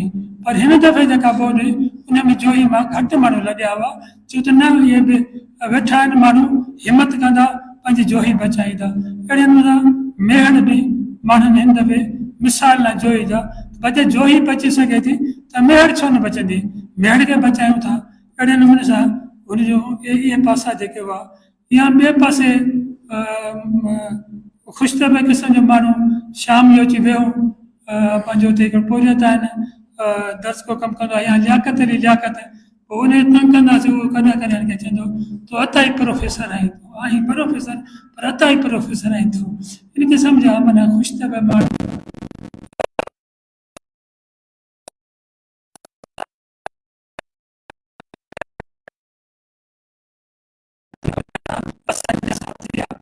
कचहरियूं करणु। ऐं हिन जे हवाले सां संदसि बीमारी में बहादुरी शामिल हुई। असांखे यादि आहे डॉक्टर साहब रिपोर्टूं आयूं, चयो आहे कैंसर आहे, डॉक्टर चयो कीअं ॿुधायो हुनखे त जेका तोखे हीअ तकलीफ़ आहे। पोइ असां ई डॉक्टर साहब वियासीं ऐं ॿिन्ही असां मिलियासीं, संदसि घर वियासीं, ऐं असां जॾहिं इहा ॿियूं ॻाल्हियूं हेॾा होॾा इन करे पोइ डॉक्टर साहब हिनखे ॿुधायो त तव्हांखे हीअ तकलीफ़ आहे। पर मूं ॾिठो त हुनजे मुंहं में कंहिं बि क़िस्म जी का मायूसी कोन हुई, उहो बहादुर माण्हू हो ऐं बहादुरी सां हुन बीमारी खे मोॾी ॾिनई, ऐं उहो उनमें तमामु घणियूं ख़ामियूं। ऐं ॿियो इहो आहे त मां हुनजे लाइ सिर्फ़ु एतिरो मूंखे भेटा ॾियण जे लाइ उस्ताद बुखारी जो कोई शेर यादि थो अचे त अॻियां मुसीबत पुठियां मुसीबत, खॿे सॼे सिर मथां मुसीबत, विचां वधी जीअं था बुखारी उहे असां मां उहे असां मां। उहो साईं बख्श उन्हनि माण्हुनि मां हो जेके हिन वीचारा। तव्हांजी वॾी महिरबानी। ऐं मां जस ॾींदुसि जेको रोशन ख़्याल फोरम जेको डॉक्टर साहब जोही में बि उहे प्रोग्राम कया ऐं हिते बि कंदो पियो अचे, सॼी टीम खे मां जस थो ॾियां। तव्हांजी वॾी महिरबानी। नेक्स्ट मुक़रर खे दावत ॾींदसि त हू प्लीज़ तव्हां डाइस ते अचो सर, जंहिंजो नालो इदरीस जरकोई आहे, अदीब दानिश आहिनि ऐं तालीम में बि हुननि जो तमामु सुठो कमु थियल आहे। मां उन्हनि शयुनि खे वरदान खां पासो कंदे साईं बख्श जे कहाणियुनि ते पंहिंजी राय ॾींदुसि। ज़ाती तालिक़ त साईं बख्श सां असांजो हुयो, उहो सिंधी अदबी संगत जे हवाले सां हुयो। सिंधी अदबी संगत जो सेक्रेटरी तमामु मुतहरिक सेक्रेटरी ऐं जोही शाख मुंहिंजे ख़्याल में सिंधी अदबी संगत जे जेके कुझु चंद शाखूं हुयूं, मुतहरिक शाखूं, उन्हनि में शामिलु हुई। कराची अदबी संगत, मोहरो अदबी संगत, दादू, जोही, सकरंड, इहे तमामु घणियूं जेको आहे मुतहरिक शाखूं हुयूं। उन्हनि में जेको आहे साईं बख्श जो ॿियनि दोस्तनि सां, शरीफ़ वारनि जो, इहे जेके दोस्त हुया डॉक्टर हमीद वारा, उन्हनि तमामु घणो मुतहरिक रखियो। अक्सर करे हू असांजे सिंधी अदबी संगत जे मरकज़ी काउंसिल जे इजलास में ईंदो हो, पोइ उते ख़ासि तरह हुन जेके बि सिंधी अदब जा मसइला ऐं ख़ासि तौर ते सिंध जा मसइला, सिंधी ॿोली जा मसइला दरपेश ईंदा हुआ, त उन्हनि में हू ॿेर ते डोंको हणी जेको बि मौक़ुफ़ हूंदो पंहिंजो रखंदो हो। जेके बि इजलास थिया उन्हनि में पंहिंजा रेज़ोल्यूशन ऐं पंहिंजी राय ॾींदो हो। ऐं ख़ासि तरह हुनजो ज़ाहिर आहे अदबी संगत में बि मुख़्तलिफ़ जेको आहे ख़्यालनि जा जेको आहे दोस्त रहिया आहिनि, उन्हनि में हू ख़ासि तरह तरक़ी पसंदि लॾे सां हुनजो तमामु घणी विझड़ाई रही। साईं बख्श बुनियादी तरह हिकिड़ो अहिड़ो अदीब आहे जंहिं पंहिंजे उन में लिखियो आहे, हिन किताब जे जेको आहे उन में लिखियो आहे त आउं हिकिड़ो धुराइतो लेखक आहियां, मां धुर आहियां, मां ग़ैर जानबदारी अदब में जेका आहे मुंहिंजी ॾाढो जेको आहे बेमाना आहे। ऐं हुन पंहिंजे लिखणियुनि में बि हिकिड़ो जानिबदार लेखक रहियो आहे ऐं जानिबदारी कहिड़ी हुन उहो ई ॿुधायो जंहिं क्लास जो ऐं ख़ासि तौर ते जेके पोरियत जेके किरदार आहिनि उन्हनि सां मुंहिंजी वाबस्तगी आहे। मां उन्हनि जे ई जेको आहे अदब जे लाइ अदब में जेको कारज आहे इहो ई सम्झां थो त उन्हनि खे वधीक जेको आहे ताक़तवर कजे, सगारो कजे। कहाणी जॾहिं सिंधी कहाणी जी ॻाल्हि थिए सिंधी कहाणी जिते गुफ़्तगू थिए थी त मुंहिंजे ख़्याल में सिंधी कहाणी जी पंहिंजी बि ख़ुदि जेको आहे एॾी वॾी उमिरि कान्हे। हूं त कहाणियूं सीना ब सीना हलंदियूं रहियूं आहिनि, पर लिखत में जेका सिंधी कहाणी जो जेको सफ़र शुरू थियो आहे 1854 में सदातूरे कोदातिरे जी ॻाल्हि, इन खां अॻु में दास्तान वॾा वॾा जेको आहे किस्सा इहे त मौजूदु हुआ जेके सीना ब सीना हलंदा हुआ। पोइ इहा बॉम्बे ज़मींदार जी ॻाल्हि इन खां शुरू थियूं, पर जेका जदीद कहाणी आई आहे उहा उन जो सफ़र 1914 में जेका आहे उहा लालचंद अमरनेमल हुरमुखी जा लिखी ऐं उहा हुर तहरीक जेका 1898 में जेका हलचल हली उनजे पस मंज़र में उनजी कहाणी हुई। उनखां पोइ जेको आहे वॾो कहाणीकार ॿिया बि हुआ लालचंद अमरनेमल सां गॾोगॾु उन दौर में जेको 30 जे ॾहाके ताईं 20 खां 30 जे ॾहाके ताईं जेको वॾो कहाणीकार उभरियो उहो आहे ॼेठमल परसराम साहिबु। ॼेठमल परसराम सिंधी तरक़ी पसंद कहाणी जो बानीकार आहे ऐं हुनजो जेको चमड़ा पोश आखाणी जो किताबु आहे उहो तरक़ी पसंद कहाणी जो पहिरीं जेका सिंधी अदब में वॾी जेका आहे मुंहिंजे ख़्याल में उथल आहे। मजमूओ बि उहो पहिरियों आयो आहे जेको तरक़ी पसंद कहाणी जो छपियो। उनमें ॼेठमल परसराम जा इहे ई मौज़ू जेको सिंधी सोसाइटी जा सेठ आहे, ज़मींदार आहे, हारी आहे, औरत आहे ऐं उन सां गॾोगॾु औरतुनि जी जेका सती जी रस्म आहे उनजे ख़िलाफ़ु उन दौर जे जेके मौज़ू हुया जेके अॼु बि कुझु हलनि था उन ते ॼेठमल परसराम लिखियो। त ॼेठमल परसराम जा ॿ वॾा उनजा घणा कंट्रीब्यूटर तमामु वॾो तारीख़ जो माण्हू हुयो। उहो पहिरियों माण्हू जो समाजवाद ते किताबु लिखियो, उहो माण्हू पहिरियों जेके सहाफ़त में क़ैद में वियो चमड़ा पोश आखाणियूं आयूं। वरी 30 जे ॾहाके में जेको आहे ॿिया कहाणीकार आया, ख़ासि तौर ते 30 ऐं 40 जे विच में सॼे नंढे खंड में तरक़ी पसंद तहरीक बि शुरू थी चुकी हुई, अंजुमन तरक़ी पसंद मुसन्निफ़ीन, पर सिंध में तरक़ी पसंदी जी सोच इन्हनि खां अॻु में राइटर्स मुख़्तलिफ़ में मौजूदु हुई ऐं क्लासिकल अदब में मौजूदु हुई ऐं उन खां सवाइ बि मौजूदु हुई, पर इन तहरीक वधीक जेको आहे ताक़त जेको आहे हिनखे ॾिनी तरक़ी पसंदी खे। इन में 4 कहाणीकार असांजा हिकिड़ा निमाया, ॿिया केतिरा हुआ पर 4 कहाणीकार अहिड़ा आया जिन कहाणी खे वधीक जेको आहे समाजी मसइलनि ते बि उन लिखियूं, पर हक़ीक़त निगारी जे वधीक वेझो वठी आया। उनमें जेको आहे अमरलाल हिंगोराणी जेको आहे वॾो कहाणीकार जंहिंजी कहाणी अदो अब्दुर्रहमान ऐं उन सां गॾोगॾु नादिर बेग मिर्ज़ा, उस्मान अली अंसारी, आसानंद मामतोरा, इहे 4 ई कहाणीकार हुआ जिन कहाणी में मौज़ू आसानंद मामतोरा त जदीद मौज़ू खणी आयो, ख़ासि तौर ते जिन्स जे मसइलनि ते, ॿियनि मौज़ूअनि ते, समाजी मसइलनि खां अलावा बि हुन कहाणी लिखियूं। ऐं अदो अब्दुर्रहमान त यूनेस्को जे बहितरीन कहाणियुनि में जेको आहे उहा छपी जेके वर्ल्ड में आयूं। त इन्हनि 4 कहाणीकारनि जेको आहे उहे समाजी मसइलनि खे ऐं जदीद मसइलनि खे कुझु वेझो खणी आया। 40 खां वरी जेको आहे विरहाङे ते जेको कहाणी जो अरसो आहे उहो तरक़ी पसंद कहाणी जो तमामु अञा वॾी उथल आई, जंहिंमें ख़ासि तौर ते गोबंद पंजाबी, गोबंद माली, कीरत बाबाणी, शोभो ज्ञानचंदाणी ऐं शेख हयास, इहे एॾा वॾा कहाणीकार उन दौर में उहो उभरिया जिन जेको आहे सिंधी कहाणी में तमामु वॾो जेको आहे हिकिड़ा तमामु सघारे नमूने सां उन सोच खे खणी आया।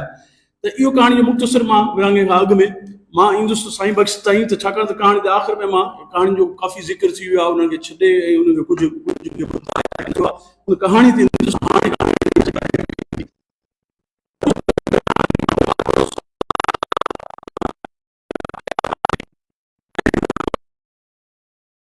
भट्टी, सिराज मेमण, इहो लॾो जेको 50 खां 60 जे विच में हिकिड़े नासिर मोराई, इहे हिकिड़ा अहिड़ा कहाणीकार आया जिन कहाणी में तमामु हिकिड़ी सिंधी कहाणी खे हिकिड़ी वॾी उछल ॾिनी ऐं ख़ासि तौर ते फ़नी तरह बि तरक़ी पसंद कहाणी ऐं मौज़ूअनि जे हवाले सां उन में जेको आहे वधीक सघ पैदा थी ऐं सिंधी कहाणी खे जेको आहे उहे तमामु उरूज वारे दौर ताईं उहे जड़ो कर खणी आया।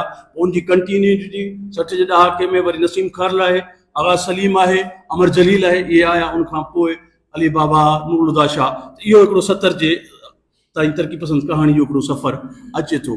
इन विच में जेको आहे सिंधी कहाणी में ख़ुदि सरहद पार बि काफ़ी तब्दीलियूं अचनि थियूं, असां वटि बि हिते तब्दीलियूं अचनि थियूं ऐं असांजी कहाणी में जदीद कहाणी ऐं जदीदियत जे बुनियाद ते कहाणी जो हिकिड़ो रुझान पैदा थियो, जंहिंमें ख़ासि तौर ते मुश्ताक शोरो साहिबु ऐं जेको आहे मदद अली सिंधी, असांजो शौकत हुसैन शोरो, उन्हनि कहाणी में जेको आहे कहाणी जे फॉर्म में, स्टाइल में ऐं उन जे जेको घाड़ेटे में बि काफ़ी जेको तब्दीली कयूं ऐं मौज़ूअनि में बि कुझु जेको आहे कुझु नवाण खणी आया। पर उन सां गॾो गॾु हाणे तरक़ी पसंद कहाणी जेको पंहिंजो पूरो अरसो गुज़ारे आई ऐं पोइ वरी जेको आहे जिदत जी धारा जेका आई, जदीदत जी धारा हुई जिदत खां वधीक, छाकाणि तरक़ी पसंदी ख़ुदि जिदत आहे, पर जदीदत जी जेका धारा आई, हाणे इहा कहाणियुनि जे तरक़ी पसंद कहाणी में किथे तमामु वॾो उरूज वारा बि कहाणीकार पैदा थिया, पर किथे किथे उन कहाणी में जेको आहे खोड़ सारियूं प्रचारिक कहाणियूं बि आयूं, जिन में वधीक उन्हनि तबलीग ते बि ध्यानु ॾिनो, पर समाजी मसइलनि ते बि हुननि तमामु बदी चोटियूं दर हुजे, पिशू पाशा हुजे, सींध हुजे, तमामु सभिनी कहाणी अमर जली जूं खोड़ सारियूं कहाणियूं तरक़ी पसंद कहाणी पंहिंजो उरूज कयो। पर तरक़ी पसंद कहाणी में किथे किथे या तनक़ीद उन दौर में बि तरक़ी पसंद कहाणी ते हुई, अॻिते वठी मसइलो मौजूदु रहियो।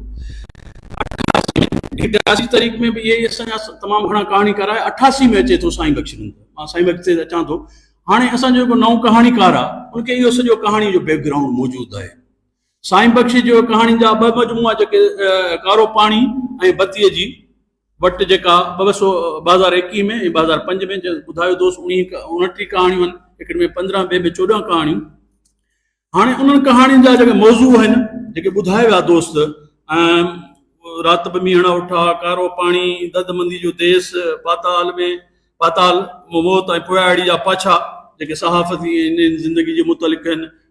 अक्सर हुन जा मौज़ू जेके तव्हां ॿुधाया आहिनि उहे घणे क़दुरु ख़ारिजी आहिनि, समाजी आहिनि, ख़ारिजी आहिनि ऐं ॻोठाणी ज़िंदगी जे वधीक वेझो आहिनि। कराची जो कुझु तजुर्बो, कुझु कहाणियूं उन शहरी पस मंज़र में आहिनि, पर घणे क़दुरु हुनजो मौज़ू उहे आहिनि।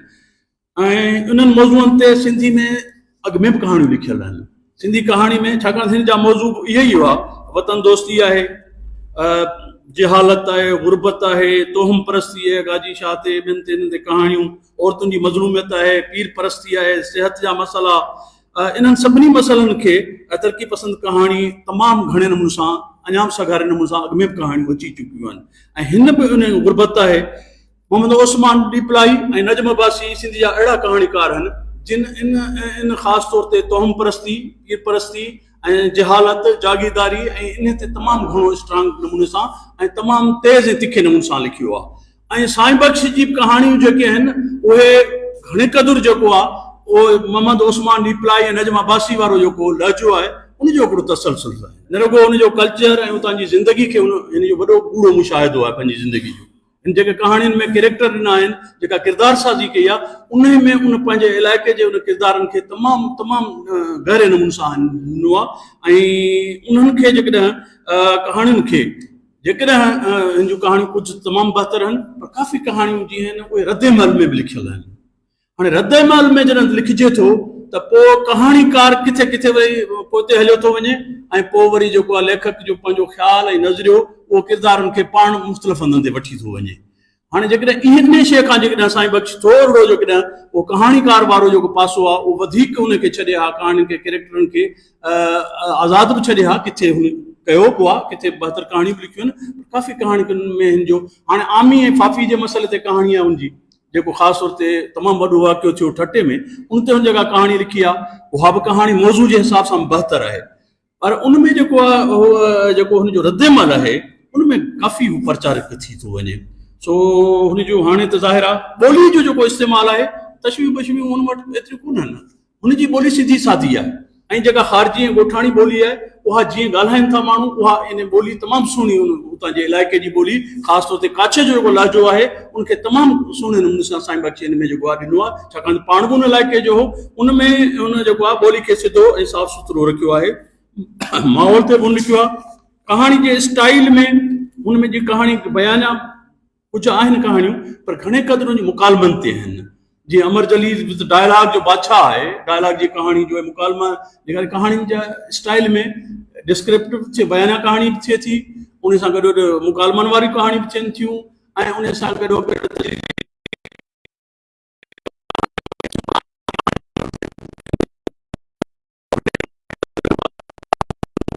अथनि जेके ॾाढा जीअं दोस्तनि ॿुधायो त उहे तमामु मुंहिंजा सघारा जेको आहे न उनजा आहिनि। मौज़ूआती हाणे सुवालु इहो आहे त कहाणी ही तरक़ी पसंद कहाणीकार आहे। सही ॻाल्हि कई लियाकत जेकॾहिं कई अॻु में मां पोइ आयुसि त समाजी हक़ीक़त निगारी जो हिकिड़ो कहाणीकार आहे। समाजी हक़ीक़त निगारी जी कहाणी ते नए कहाणीकार खे लिखण लाइ तमामु घणो जेको आहे उहो सघारो थियणो पवंदो फनी तरह बि, छाकाणि त हुनजे पोयां सिंधी कहाणी जो हिकिड़ो वॾो उरूज मौजूदु आहे, जिते जंहिं समाजी हक़ीक़त निगारी जो जमाल अबड़ो साहब जहिड़ा कहाणीकार मौजूदु आहिनि, नसीम खल जहिड़ा कहाणीकार तव्हांजे रिवायत में मौजूदु आहिनि, त नए कहाणीकार खे जेको आहे इन सफ़र खे शुरू कंदे तमामु उन ते महिनत ऐं उन सां तवजह जेके हिन जूं कुझु कहाणियूं आहिनि जिन जा नाला मौजूदु आहिनि जिन में हिन तमामु सुठे नमूने सां निभायो आहे। कारो पाणी में ख़ुदि जेको हुन निभायो आहे ऐं उन पाताल वारी जेको कहाणी आहे उन में जेको निभायो आहे, अहिड़ियूं कहाणी मौजूदु आहिनि। ज़िंदगी हुनखे साथ न ॾिनो, मुमकिन आहे त इन कहाणी जे सॼे सफ़र में उहो अञा सुठियूं कहाणियूं लिखिया।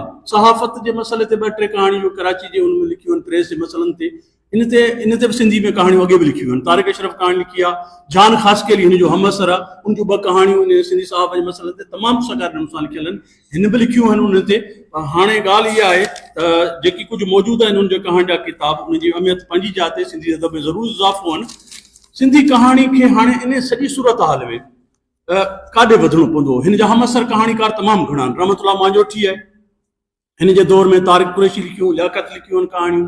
असांजा तमामु घणा कहाणीकार आहिनि हिन जा हमअसर कहाणीकार। ज़राब हैदर आहे जेके नौजवाननि में लिखनि था, उहे तमामु उन्हनि बहितर नमूने सां कहाणियूं लिखियूं आहिनि। हाणे कहाणी खे जेको आहे सिंधी कहाणी हिकु अहिड़े मोड़ ते पहुती आहे जो उनखे हिते इन मोड़ मां निकिरणो पवंदो ऐं उन ते सीरियस सोचण जी ज़रूरत आहे।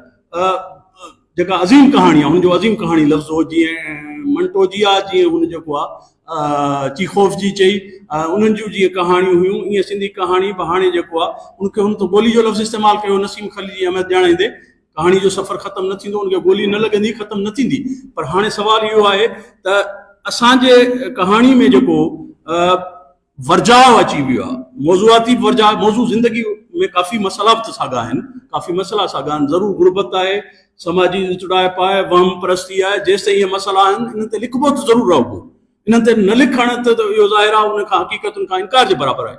पर हाणे उनखे कहिड़े असां तख़लीक़ी ऐं कहाणी पिणे सां ऐं कहाणी जे आर्ट सां ऐं मुख़्तलिफ़ ज़ावे में ॾियूं जो असांजे पोयां जेके कहाणियूं लिखियल आहिनि उनखां असां अॻिते वधी सघूं।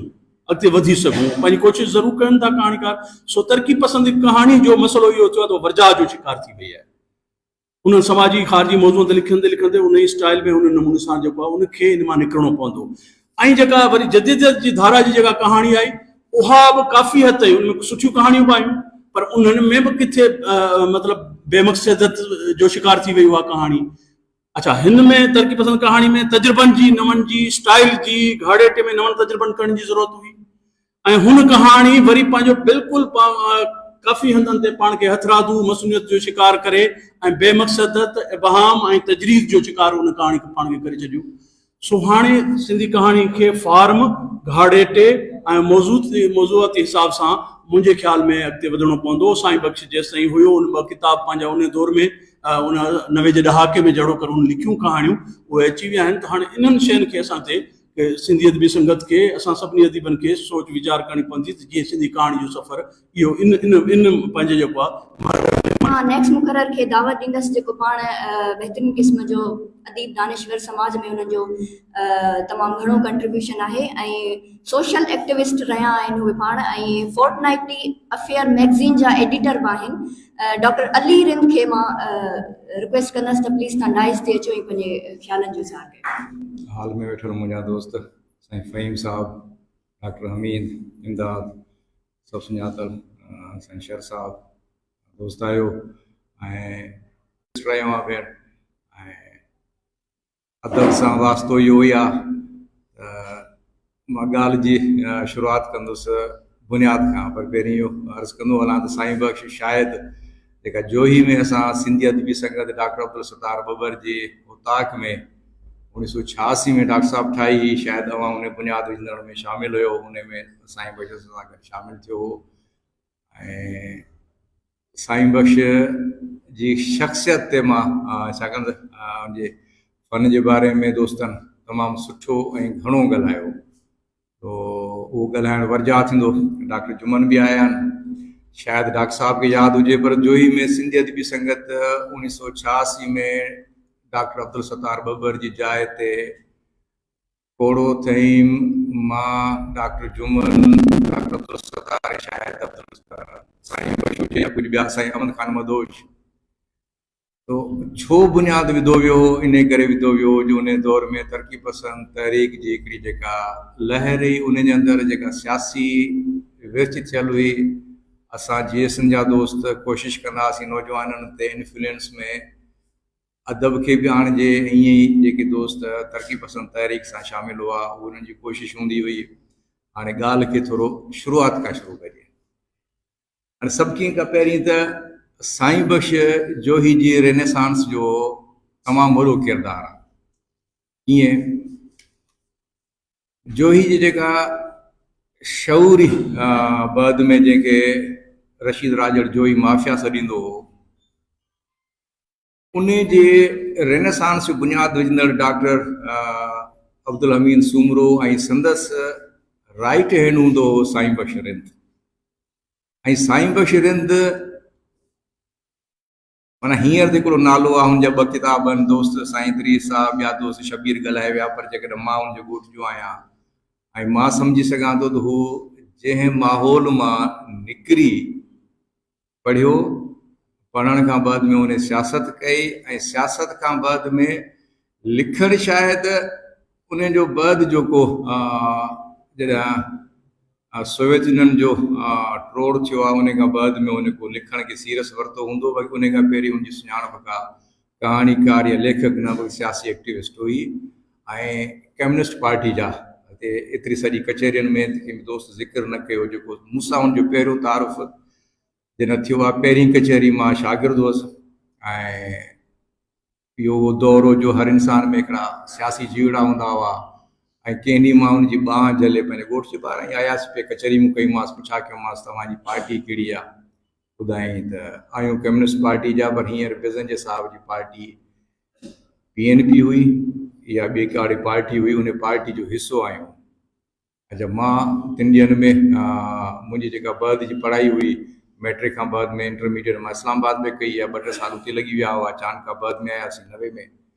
सो इन पीरियड में पहिरियों तारुफ़ तरक़ी पसंद तहरीक सां साईं बख्श रिंद जी मार्फत थियो त कम्युनिस्ट पार्टी बि का थींदी आहे। या उन खां पहिरीं असां सां दोस्त डॉक्टर जुमन बावटो क्रिकेट खेॾंदो हो, ऐं डॉक्टर जुमन जॾहिं DSF जॉइन कई, असांखे ख़बर पई त DSF आहे, असां उनमें अक्सरियत रिंदनि जी हूंदी हुई, त रिंदनि जी नज़र में DSF वहाबियनि जी पार्टी आहे। जोही में इहो चयो वेंदो त भई ही वहाबी आहिनि, अलाह रसूल खे न मञींदा आहिनि, इन करे हाणे कम्युनिस्टनि सां वास्तो न रखो, डॉक्टर साहब वेठो आहे। सो ही उहो वायुमंडल हो जंहिंमें साईं बख्श हिकिड़ी शऊरी अखि खुली। ऐं जोही में जीअं साईं सवेरे कीअं चयो त रज़ाक शायदि कई वियो, जीअं भुटकी चइबो आहे, हिकिड़ो मिज़ाज आहे, ईअं रिंद की बि हिकिड़ो मिज़ाज आहे। उन जे अंदरि वरी असांजे रिंदनि जे ॻोठ मां हिकिड़ो सिराइन जो ॻोठ, डॉक्टर साहब जो त आइडियल ॻोठ आहे, डॉक्टर साहब घणी हुनजी तारीफ़ कंदो आहे, पर उन ॻोठ जे अंदरि मुंहिंजे ख़्याल में पोइ 2-3 सालनि में मस वञी का TV आई हूंदी, या हाणे को उन जे ॻोठ में को छोकिरियुनि खे पढ़ाई जी या ॿाहिरि निकिरण जी आज़ादी हूंदी। अदरवाइज़ हिकिड़ो जीअं चवंदा आहिनि इस्लाम खां अॻु अरबुस्तान जी, अरबन जी जेका हालत हुई, सा उन ॻोठ जी हालत हुई। इहो मौजो आहे त उन ॻोठ जे अंदरि डॉक्टर हमीद कहिड़े तरीक़े सां साईं बख्श रिंद खे इन्फ्लुएंस करे ऐं उन खे इन सियासी स्वाबी एॾी वॾी तरक़ी पसंद ऐं कम्युनिस्ट धारा में वठी वियो। इहो डॉक्टर साहब अॼु पाण मुक़ररु हुजे हा त दास्तान ॿुधाया, या मूंखे ॼाण न आहे, जो वेझा दोस्त साईं वारा विया। हाणे उन ई ॻोठ में साईं बख्श सां मुंहिंजी जेका इन ई कचहरी खां बाद में पहिरीं मुलाक़ात थी त भला मूंखे तव्हां किताब पढ़ाईंदो। ऐं साईं बख्श जे हथां मूंखे जेको पहिरियों किताबु मिलियो हो, जंहिं सम्झां थो त असांजी जेका क़ौम परस्त फ़िक्र जे दावत में मूंखे वॾो मदद ॾिनी, उहो सफ़र मन अंदरि महताब महबूब जो मूंखे किताबु ॾिनो। हुन सां कुझु ॿिया बि ॾिना हूंदा किताब, मूंखे यादि नथा पवनि, पर उन किताब जे अंदरि महताब महबूब 81 में भारत वई हुई, ऐं हुते जेका उन यात्रा में महसूसु कयो त हिते जो सिंधी हिंदू लॾ पलाण करे आयो आहे, पर पंहिंजे वतन खे कीअं थो सारे।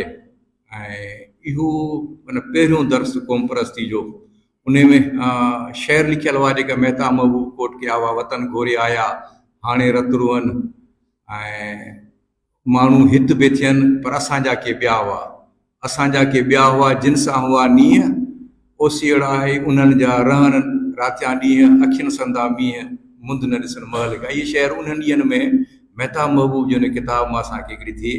पर साईं बख्श सां संगत हूंदे असां GS ॾांहुं हलिया वियासीं, कम्युनिस्ट पार्टी ॾांहुं आयासीं। सो ख़ैर जोही जे अंदरि इहे 2 धाराऊं ऐं 3 धारा असांजे दोस्त वफ़ा बिरहमानी जी तरक़ी पसंदि परीजोस दोस्तनि जी हुई, सलाम हुननि खे बि। इहा हुई जोही जी रेनेसांस जेका असां 80s में ॾिठी। उन जे अंदरि असांखे तरक़ी पसंदि अदब, वतन दोस्त अदब ऐं वतन दोस्त शऊर, ख़्याल, फ़िक्र सभु पढ़ण लाइ मिलिया। वॾो ज़बरदस्त डेमोक्रेट माहौल हूंदो हो। जोही जी अक्सर ज़रूरु पीपल्स पार्टी में हुई, जो तव्हां उन्हनि जो तमामु वॾो असरु हो। पर उहा ईअं सॾिबी हुई त शायदि उहे माण्हू जेके घणो पढ़ी लिखी नथा सघनि, माना उन जे अंदरि मूंखे अहिड़ो को माण्हू नज़र न ईंदो हो जेको असांजे यहाँ सियासी मौज़ूअनि ते वॾा बहस करे सघे। उहो सिंपल माण्हू आहे, ज़ाहिर मासिस उन्हनि सां गॾु हुई, पर जेके पॉलिटिकली कॉन्शियस एक्टिविज़म हो उहो इन्हनि 3 पार्टियुनि जे विच में हो। वतन दोस्त जोही में हुई कान। हाणे वतन दोस्त जेका असांजी तरक़ी पसंदि जेका आदमी तहरीक हुई, ऐं उन में साईं बख्श जो जेको किरदारु जेको मूंखे यादि थो पए त सिंधी अदबी संगत में जेको ईंदो हुओ, कॾहिं इहा उन्हनि ॾींहंनि में मां बि कहाणियूं लिखंदासीं, पर कहाणियूं इन करे लिखंदासीं जो सियासी मजबूरी जीअं जेके असांजा जेके वर्कर्स आहिनि उहे कम्युनिस्ट दोस्तनि खां इन्फ्लुएंस थी इन्हनि जे पार्टियुनि में न हलिया वञनि। इन करे मूंखे ॿुधाइजे त असां बि कहाणीकार आहियूं। साईं बख्श बि कहाणीकार हो, साईं अहमद ख़ान मदो शाइरी कंदो हो। उन सां ज़ुल्म इहो थियो त हिकिड़े ॾींहुं दोस्त साम्हूं शरीफ़ साईं वेठो आहे, उनजो बल्कि एंड ईअं थियो त ख़ादिम साईं बि हिकिड़े ॾींहुं अदीब थी वियो। ऐं अदबी संगत जे बाद में जेके असांजा बहस थियण लॻा उहे एॾा ख़तरनाक थियण लॻा जो अदबी संगत ई ख़तमु थी वई। आख़िर में मुंहिंजे ख़्याल में नकाद थई में त जोही शाही बाज़ार जे मथां हिकिड़ी कोठड़ी हुई जेका असां किराए ते वरिती हुई, जंहिंमें अदबी संगत आख़िरी ॾींहंनि में हली पई। तो हाणे साईं बशीरिंद जेको जंहिं माहौल में पैदा थियो आहे, जंहिं माहौल में उन स्ट्रगल कई आहे, जीअं सवेरे कंहिं दोस्त ॿुधायो त 20 भेण भाइरनि मां 12 शायदि ही भाइर हुआ, ऐं उन्हनि मां नथो सुञा ॿियो को भाउ पढ़ियल हुजे। ऐं हिकिड़ी हैरान कंदड़ इहा फैमिली हुई। इन्हनि जो हिकु साम्हूं आफ्ताब वेठो आहे चाचो हूंदो जेको रेढार ऐं बकरार हूंदो, ऐं हमेशह रेडियो गॾु हूंदो हुओ। उन क्रिकेट कमेंट्री ॿुधंदो हो ऐं अंग्रेज़ी कमेंट्री ॿुधंदो हो, ऐं जॾहिं बि मिलंदो हो परफेक्ट तव्हांखे स्कोर सिचुएशन क्रिकेट मैच जी ॿुधाईंदो। हुन अखर हिकु बि लफ़्ज़ पढ़ियल लिखियल न आहे। नालो अलाए छा हुअसि, पर हैदर, पर हमेशह जंग में मिलंदो हो ऐं बकरियूं चारींदो ऐं क्रिकेट कमेंट्री ॿुधंदो। सो ही अजीब फैमिली हुई। जीअं दोस्तनि ज़िक्र कयो त जोही बचाइण में रिंदनि जो वॾो किरदारु, हुन में साईं बख्श जो बि वॾो किरदारु। हाणे संदसि जेके कहाणियूं जेके मां सम्झां थो जेको फैज़ चयो त आख़िरी शब के हम सफ़र फैज़ न जाने क्या हुए, रह गई किस जगह सबा सुबह किधर निकल गई। ही उहा सुबह हुई जेका किधर निकल गई। जेकॾहिं सोवियतुनि न टुटे हा त शायदि हीअ स्टोरीज़ वग़ैरह कोन लिखिया। ही पंहिंजे पॉलिटिकल एक्टिविज़म में एतिरो मगन हुजे हा, जिनखे एतिरी फुर्सत न हुजे। हिन जी टॉलरेंसी लेवल इहा हूंदी जो साणसि हमेशह अगरि मुंहिंजूं कचहरियूं उन सां थींदियूं तमामु घणियूं। असां सियासी तौर ते रहियासीं। सुलेमान रिंद गॾु हूंदो हो, असां सां गॾु GS महाज़ में हूंदो हो, ऐं ॿई ॼणा ट्विन हुआ हिक सां, ऐं गॾु वेहंदा हुआ। ऐं हिन जी डेमोक्रेट हिकिड़ी वैल्यूज़ हुयूं त कॾहिं बि सुलेमान खे इन्फ्लुएंस न कयईं। सुलेमान असां सां गॾु मीटिंग्स में हूंदो हो, कचहरी कंदा हुआसीं, हिन सां बि कचहरी कंदा हुआसीं। पर हीअ माना जेतिरो हिते बयानु कयो वियो आहे इन खां वधीक सुठो माण्हू, वधीक रोशन कयल, वधीक डेमोक्रेट माण्हू हो। ऐं उन में थिए ईअं थो त उमिरूं वफ़ा नथियूं कनि, ऐं वक़्त खां पहिरीं इहे बीमारियूं अहिड़ियूं आहिनि। मुंहिंजो दोस्त वफ़ा सलाम त सॼी ते आयो आहे, साॻी तकलीफ़ मां गुज़रे पियो। यादूं हिकु ॿिए जूं सभिनी खे रहिजी वेंदियूं। पर जेके असां सभु दोस्त वेठा आहियूं, मिसलनि ते ज़िक्र आयो त वॾेर को सिस्टम, सिंध में जागीरदारी त आहे कान। इहो माना जेकॾहिं केरु माण्हू चवंदो आहे त जागीरदारी फ्यूडलिज़म उहो हूंदो आहे त जंहिं माण्हू खे बादशाह पंहिंजी ज़मीन इन एवज़ ॾींदो आहे त हीउ वञ तो वटि 10,000 एकड़ ज़मीन आहे। फ्यूडलिज़म यूरोप में हूंदो या कंहिं ज़माने में थोरो इंडिया में रहियो, ऐं उन जे एवज़ तव्हांखे जेकॾहिं जंग जी सूरत में पंहिंजियूं फ़ौजियूं असांखे ॾियणियूं पवंदियूं। इन खां अलावा हुनजो को बि रियासत सां वास्तेदारी न हूंदी आहे। सिंध में वॾेरो को सिस्टम हुयो, पर जो ही खुश नसीब हुई, जो ही जे अंदरि कोई वॾेरो बि कोन हो। मिसाल वॾेरो हाजी मीरल पावटो चइजे, ईअं चइजे न वॾेरो, उन वटि घणी हूंदी, मुंहिंजी ॻाल्हि में 125 एकड़ बि ज़मीन न हूंदी, जेका हाणे पोयरनि वटि 10 एकड़ बि न बची हूंदी, हुनखे कीअं वॾेरो चइजे, या कंहिंखे अलनि खां लिगारी खे चइजे। त सिंध जे अंदरि इहा जेका ज़मींदार या आबादगार क्लास आहे, इहो 80s जे अंदरि सिंध जे इन सियासी तहरुक जे नतीजे में ख़ुदि एतिरे प्रेशर में हो जो असांखे यादि आहे त जॾहिं असां 86 या 88 ताईं जलसा जुलूस कंदा हुआसीं या को असांजो आबादगार या कोड़ो वॾेरो शामिलु थींदो त मां वॾेरो न आहियां, मां तव्हांजो साथी आहियां, दोस्त आहियां। इन मरंदड़ झुरंदड़ ऐं भुरंदड़ क्लास खे पहिरीं मुआशी सग बेनज़ीर साहब 88 में ॾिनी। जॾहिं संदसि गवर्नमेंट आई त उन चूंडे सभिनी उन्हनि वॾेरनि जिन वॾेरनि ते ज़रई कर्ज़ हुआ ऐं विलीज़ जी बि न वठी सघंदा हुआ, उन्हनि खे ऑफर कई तव्हां वटि बरस्तान या अव्हांजे छोकिरे खे मां डायरेक्ट SDM खणा या DSP खणा। मखदूम शकील ज़मान मखदूम फैमिली मां SDM थियो हो, जेको तरक़ी करे 20 ग्रेड मां रिटायर थियो। फारूक जमाली दादू मां मोहम्मद बख्श जमाली जो पुटु ऐं DSP थियो जेको बाद में। हाणे इहा जेका उन मरंदड़ ऐं झुरंदड़ वॾेर के क्लास खे पहिरीं इंजेक्शन हुई पैसे जी, जेका बाद में जनरल मुशर्रफ पंहिंजे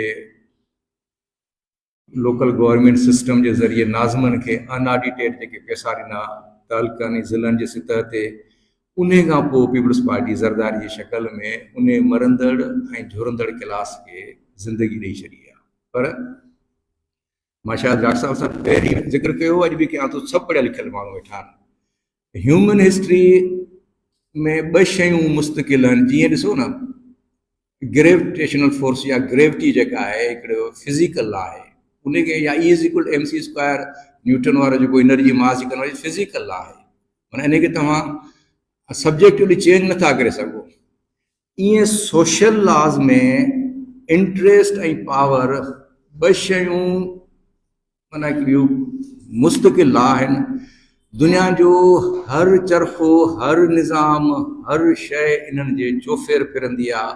हाबील काबील जे झेड़े खां वठी डोनाल्ड ट्रंप ऐं यूरोप जे विच में जेको झेड़ो आहे, या घर में जेको ॿिनि भेण भाउरनि जे विच में इन्फ्लुएंस जी कोशिशि आहे, उन खां वठी करे जेको बि सिंध ऐं पंजाब जे विच में जेको कॉन्फ्लिक्ट आहे, जेको हिन ख़िते जे अंदरि चीन ऐं इंडिया जे विच में कॉन्फ्लिक्ट आहे, जेको मरहूम सोवियत यूनियन ऐं चाइना जे विच में कॉन्फ्लिक्ट हो, 2 कम्युनिस्ट हुआ पर ॿिन्ही जे विच में इंट्रस्ट थे त भई तुंहिंजो नेशनल इंट्रस्ट अलॻि आहे, मुंहिंजो अलॻि आहे।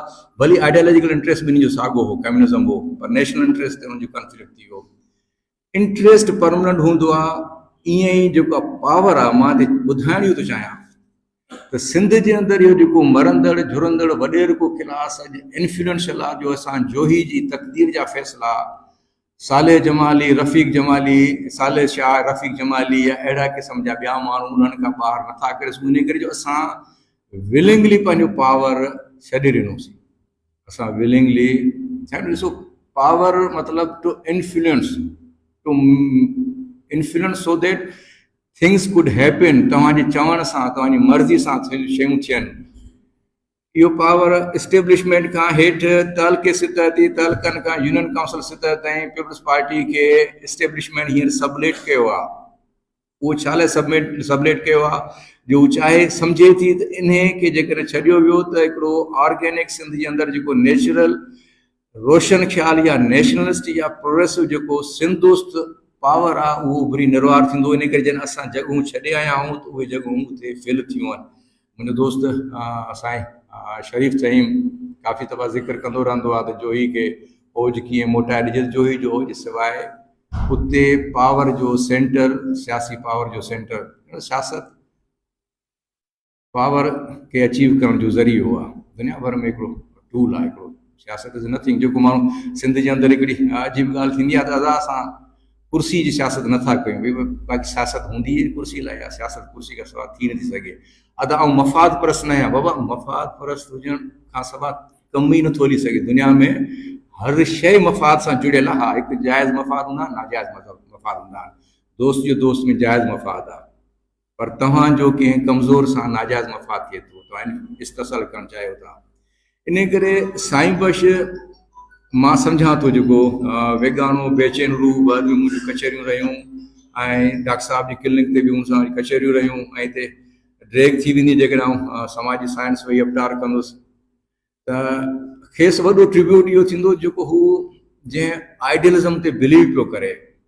हू पोरियत राज ते बिलीव कंदड़ हो, इन ते को डाउट कोन्हे। भली पंहिंजी कहाणियुनि में हुन धरती जूं ॿियनि जूं ॻाल्हियूं बाद में दोस्तनि खे इहो हो, पर हिकिड़ो हक़ीक़त इहा आहे त हू इश्तराकी ज़हन जो मालिक हो ऐं आख़िर ताईं रहियो ऐं संदसि आइडियलिज़म इहो हो, असांजो क़ौम परस्ती आहे। पर सिंध जे अंदरि हिकिड़ो सालिह क़िस्मनि जे माण्हुनि जो सियासी पावर जे वजूद में अचण खां सवाइ मामला हल न थींदा। सिंध माना अञा हिन खां ॾुखिया ऐं भयानक फ़ैसिला थियण वारा आहिनि। जेको ही सोशल मीडिया जो ज़मानो आहे, मूं सवेरे साईं निरंजन साहब वटि ओचितो किताबनि ते नज़र पई मैकरी जा मज़मून, त मूंखे दिमाग़ खे धक लॻी वियो त मां 20 सालनि खां पोइ मैकरी जो नालो ॿुधो आहे। GM मैकरी जो, जंहिंखे असांखे ज़माने में जॾहिं डॉन में हुनजा आर्टिकल्स लॻंदा हुआ त रिलीजियसली पढ़ंदा हुआसीं।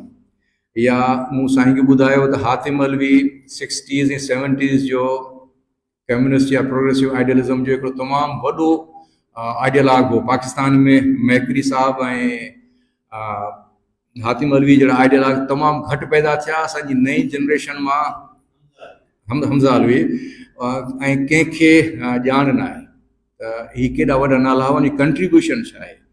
त ही शयुनि खे जेके ओन न कबो ऐं ओन करण जो मतिलबु साईं बख्श जो आइडियलिज़म जेको उनखे ट्रिब्यूट बि इहो थींदो या कंहिंखे बि ट्रिब्यूट इहो थींदो या पंहिंजे पाण सां इंसाफ़ इहो थींदो त असां हाणे विञाइण लाइ त शायदि अक्सर रिटायरमेंट जी उमिरि खां बि चढ़ी विया आहियूं। पंहिंजो हिकिड़ो बहितर किरदारु को ज़मानो हो, मूंखे यादि थो पए 97 में साईं गुलाम रसूल साहब मुंहिंजो दोस्त हो, उन हैदराबाद प्रेस क्लब में हिकिड़ो नेट छा कजे, उनखे वॾो दिमाग़ में हूंदो हो त कुझु न कुझु कजे। नेट छा कजे नाले सां हिकिड़ो मुज़ाकिरो कयूं, शायदि को दोस्त हुन में हुजे, वॾो डिबेट थी। उन में मूं सफ़ा मुख़्तसर तकरीर कई हुई ऐं दोस्त मायूस थिया हुआ त भई तूं घणो ॻाल्हाई आहे, वञो एतिरो न आई। उहा साॻी तकरीर पोइ मां 3 ॾींहंनि में जसकम जो मरकज़ी जॉइंट सेक्रेटरीस में सन में पोइ तकरीर कई हुई। सिर्फ़ु एतिरी ॻाल्हि कई त हर को पंहिंजे हिसे जो कमु ईमानदारी सां करे, क़ौम फ़र्दनि जे यूनिट सां ठहंदी आहे। बहितरीन डॉक्टर, बहितरीन इंजीनियर, बहितरीन शाइर, बहितरीन सियासी वर्कर, जेको शोबो तव्हां ज़िंदगी जो चूंडियो उन में बहितरीन थियो। अॻिते हली ॾिसंदासीं त उन जो क्वालिटेटिव छा थो थिए। तव्हां क्वांटिटेटिव चेंज खां शुरू कयो, क्वालिटेटिव चेंज अची वेंदी। तो सलाम तव्हां सभिनी दोस्तनि खे। डॉक्टर साहब तव्हां यादि कयो, तव्हां इज़त ॾिनी ऐं मुंहिंजा सभु सीनियर दोस्त जिन सां मुंहिंजा हुजतूं हूंदियूं, डॉक्टर जुमन, शरीफ़, डॉक्टर हमीद, ॿिया दोस्त, सभिनी सां बहस कंदे कंदे उमिरि गुज़री, सिखियासीं ऐं अॼु बि अव्हां खां सिखणु चाहियूं था। ऐं सुठो इहो थियो आहे थिए हा त डॉक्टर हमीद इन मौज़ू ते असां सां ॻाल्हाया। डॉक्टर हमीद ई माना खेसि जेकॾहिं ॻोठु चइजे त ॻोठु मींहं कोसो पढ़णु वियो त शायदि साईं बख्श ॻोठ जो पहिरियों या हिकु या ॿिया 2 अॻु में विया हुजनि, पर डॉक्टर हमीद जे इन्फ्लुएंस में हू वियो हूंदो हुते मींहं कोसो पढ़णु। उन खां बाद में जेकॾहिं जोई हाई स्कूल आयो हूंदो त मां सम्झां थो डॉक्टर हमीद सां संगत जे करे आयो हूंदो। उन खां बाद में जेकॾहिं हुनजो लिखणु पढ़णु या सियासत खां थियो हूंदो त बि डॉक्टर साहब सां वास्ते जे करे थियो हूंदो। जेकॾहिं डॉक्टर साहब उनजी शख़्सियत जे बारे में असांखे वधीक ॿुधाए हा त शायदि उनजा खोड़ पासा ज़ाहिर थियनि हा। त मुंहिंजी त गुज़ारिश इहा थींदी डॉक्टर साहब पाण अचे, प्रोग्राम खे वाइंड अप करे ऐं हुन ते पाण वधीक ॻाल्हाए। तव्हां दोस्तनि जी महिरबानी। ऐं हाणे मां आख़िर में सर हमीद सूमरो खे डाइस ते दावत ॾींदसि त प्लीज़ सर तव्हां अचो फॉर वॉट ऑफ थिंग्स। मूंखे मुंहुं पिरनि ॿधी विधो सभिनी जो शुक्रिया अदा करणो, पर हाणे तव्हां मजबूर कयो आहे त मां सोचां थो मां थोरा लफ़्ज़ साईं भाई ते ज़रूरु ॻाल्हायां। तव्हां मूं इतफ़ाक़ अहिड़ो आहे, मुंहिंजी त ख़ुशनसीबी आहे त साईं जे ॿिन्ही किताबनि में मुंहिंजो हिसो आहे। कारो पाणी ते मुंहिंजो बैक टाइटल लिखियलु आहे ऐं बत्ती जी वट में मुंहिंजो महाक लिखियलु आहे।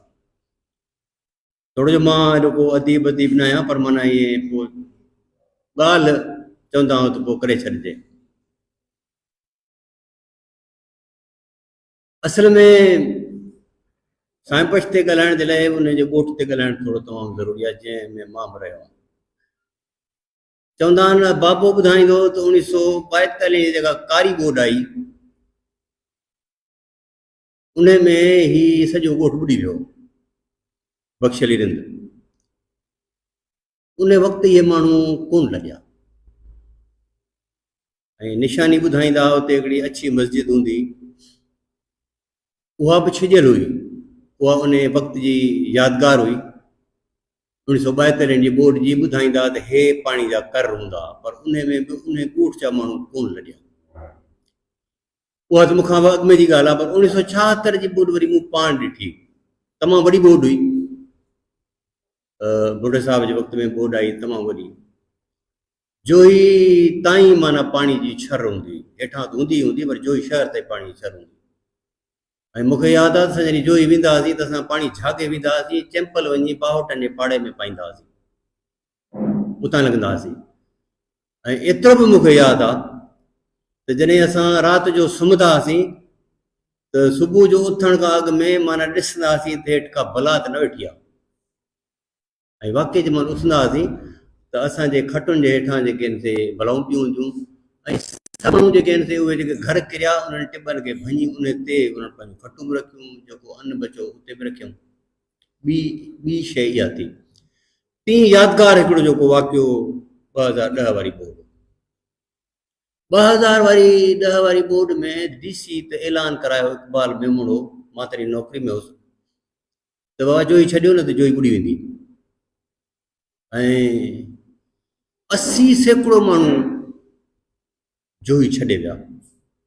पर तव्हांखे इहा ॿुधी हैरत थींदी त जंहिं ॻोठ में असां रहियासीं, जेको बख्शल रिंद जो ॻोठ आहे, जितां जा सराई आहिनि, जेके अजीब ग़रीब क़िस्म जा माण्हू सॾिबा आहिनि, हिकु बि माण्हू कोन निकितो। असां जेके सूमराव ते टखण सॾिबा आहियूं, उन्हनि जूं बि को हिकु अधु माई घरनि में हुई, मुंहिंजी भेण हुई, ॻाल्हि मुंहिंजी घरवारी हुई, बाक़ी सभु जेके आहिनि उहे हैदराबाद छॾे विया, के त काछे हलिया विया वाई पवंदी। हिकु बि माण्हू रिंदनि जे हिकिड़े नंढड़े ॿार बि जेको आहे सो पंहिंजे ॻोठ खे कोन छॾियो।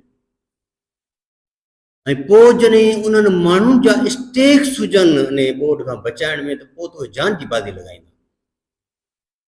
ऐं इहो जेको रिंग बंदि आहे, इहो असल में चिंजाणी शाख आहे, उन जो बंदि आहे।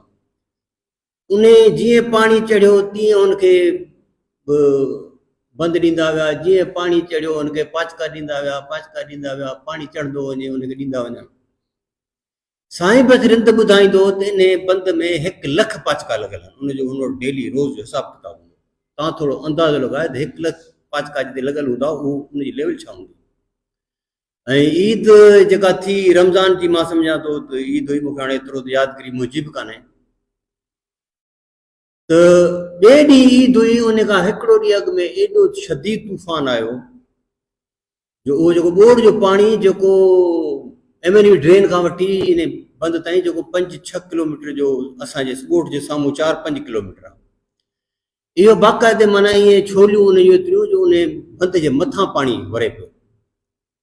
ऐं मूं ॾिठो त साईं बख्श असां पाण में सराइकी ॻाल्हाईंदा हुआसीं। अजीब इतफ़ाक़ आहे त असां डॉक्टर अली ऐं मां पाण में सिंधी ॻाल्हाईंदा आहियूं, पर डॉक्टर साईं बख्श रिंद असां वरी पाण में सराइकी ॻाल्हाईंदा हुआसीं। ऐं असां जेके टखणूं अहिड़ी उतां जी सुस्त सराइकी ॻाल्हाईंदा आहियूं, माण्हू असांखे जत सम्झंदा आहिनि, या जत सम्झंदा आहिनि या रिंद सम्झंदा आहिनि। मूंखे चई यार बसि डॉक्टर बसि ॻाल्हि पूरी। ज़ाहिर आहे हाणे ॻाल्हि पूरी ॾिसूं त बि इन माण्हुनि ने हिकिड़ो बि घर जो भाती रिंदन कोन कढियो ऐं ज़ाहिर ॾिसंदे ॾिसंदे साईं अली रिंद वारनि जो भरिसां वोट आयो उन्हनि जो थोरो घटि हो पर जीअं मोड़ में बख़्शियल रिंदो उनजे करे पोइ उन्हनि वटि वंडाई ऐं पोइ सेक ते खोड़ सैद थी पिया जोही में ऐं पोइ त जोही सॼी हिकिड़ो पंहिंजो रोल प्ले कयो ऐं ज़ाहिर आहे हिकिड़ो गैर मामूली क़िस्म जो कमु हो। ॿी बोर्ड असां वटि 2022 में आई जंहिंमें वरी बिल्कुलु उलट रेशो माण्हुनि जे लड़ण जो तोड़े जे ही बोर्ड उन खां वॾी बोर्ड हुई पर हिन बोर्ड में के 10 अलाए 15 सैकड़ो माण्हू जोई छॾी बाक़ी सभु माण्हू जोई शहर जा वेठा ऐं पोइ त ज़ाहिर आहे हिकिड़ो रिवायत थी वेंदी आहे त बाबा अॻे बचाए वियासीं त हाणे छा आहे हाणे त उन्हनि उहा जोई बचाए वरिती ज़ाहिर आहे पोइ मुंहिंजे लाइ त इहे रिंद वरी ॿिए हवाले सां बि मुख़्तलिफ़ क़िस्म जा माण्हू साबित थिया 2010 जी बोर्ड में माना माण्हुनि वटि गुंजूं रही पियूं अन रही पियो तव्हां हैरत लॻंदी असां कम्यून पढ़ंदा आहियूं त जॾहिं इनकलाब ईंदा आहिनि त माण्हू रियासत जॾहिं गुम थी वेंदी आहे त माण्हू पंहिंजी पंचायत ॾे वापसि मोटी ईंदा आहिनि ऐं इहो पंचायत जो नमूनो मां जोई इन में रिंद जे वोट में ॾिठो सराय मोहम्मद जो वॾो किरदारु हो साईं बद रिंद जीअं हो बि हिकिड़ो तमामु वॾो किरदारु हो उन वोट खां बचाइण जी तहरीक जो उहो माना जेको आहे घर में जेका मानी पचाईंदी सभिनी खे उन्हनि जूं मानियूं चांवर ॾेई वेंदा पहिरीं कोशिशि कंदा त पकल ॾिजे हीउ जेको पंचायत जो न जॾहिं रियासत गुम थी वई न इंतिज़ामिया गुम थी वई हुकुम जॾहिं गुम थी वई त इहे हितां जे रिंदनि जिन जी साईं अली जी ॻाल्हि कई त जिन वटि तइलीम बि कान हुई का शइ कान हुई उन्हनि वटि इहा ॾाहप किथां आई इहा पंचायत जी ॾाहप लोक ॾाहप हुई जेका हुनखे पंहिंजे विरसे में मिली इन में साईं बच जे किरदार खे ॻोल्हण जी ज़रूरत आहे मां सम्झंदो साईं बच ते कंहिंजो थधो थोरो कोन्हे न को मुंहिंजो आहे हुनजी को सिरिश्त में अहिड़ी शइ हुई जंहिं ॻोठ में हू पढ़णु वियो मींहं कोसे में उन मां बि वियुसि पर जीअं त असांजो बाबे जो घणो वापो जोई शहर सां हूंदो वरी करे मां त हलियो आयुसि पर साईं बच सां 5 दर्जा पढ़ी आयो वरी मैट्रिक कई मूंसां गॾु वरी इंटर कई बाक़ी शयूं बि कई ऐं उन सां गॾु सलेमान जो ज़िक्र इहे 3 असां पहिरियां शागिर्द हुआसीं जिन जेको आहे माना उतां तालीम हासिल कई इन खां अॻु में मुंहिंजो भाउ हो जंहिं मैट्रिक पास कई बाक़ी सॼो ॻोठ जेको आहे अनपढ़ियल माण्हुनि जो ॻोठ हो ऐं ज़ाहिर आहे साईं बच ने सिर्फ़ु पाण पढ़ायो मुंहिंजो पुटु आहे उहो मास्टर कई ॿिए पुटु मास्टर कई न्याणी खे मास्टर कराई इन ॻोठ में न्याणी तालीम हासिल करे इहा तमामु हिकिड़ी वॾी ॻाल्हि आहे साईं बच त तमामु हमागीर क़िस्म जी शख़्सियत हो माना काछे निकिरी वेंदो फोटू कढंदो उहे फोटू वरी रखंदो अख़बार में उन ते कैप्शन लॻाईंदो क्रिकेट जी टीमुनि खे उत्साह ॾींदो उन्हनि जूं वरी ख़बरूं लॻाईंदो अख़बारनि में वरी उनजो पीछो कंदो माना हिकिड़ो तमामु वॾी ऐं हीउ जेको उनजो तारफ़ आहे हीउ हिकिड़ो तमामु नंढिड़ो तारफ़ आहे मां साईं बच जी ॿिनि कहाणियुनि ते ज़रूरु ॻाल्हाइणु चाहींदुसि साईं बच कारो पाणी में हिकिड़ी कहाणी आहे राति बि मीड़ा वठा ऐं मीरल हारी आहे उन जो जेको हर दफ़े पाणी जेको आहे वॾी लठ जेका थींदी आहे काछे में उहा ॿधी वञो पाणी रोके छॾे पोइ हिकिड़ो माना हुनमें मंज़र आहे इहा सॼी मकाल माना ॿुधाए दास्तान वांगुरु आहे इहा सॼी कहाणी मूंखे टेक्निक जी एतिरी ख़बर कान्हे इदरीस वारनि खे शबीर वारनि खे ख़बर हूंदी दास्तान वारे आहे त जेको मीरल हारी सॼो हुनजो कीअं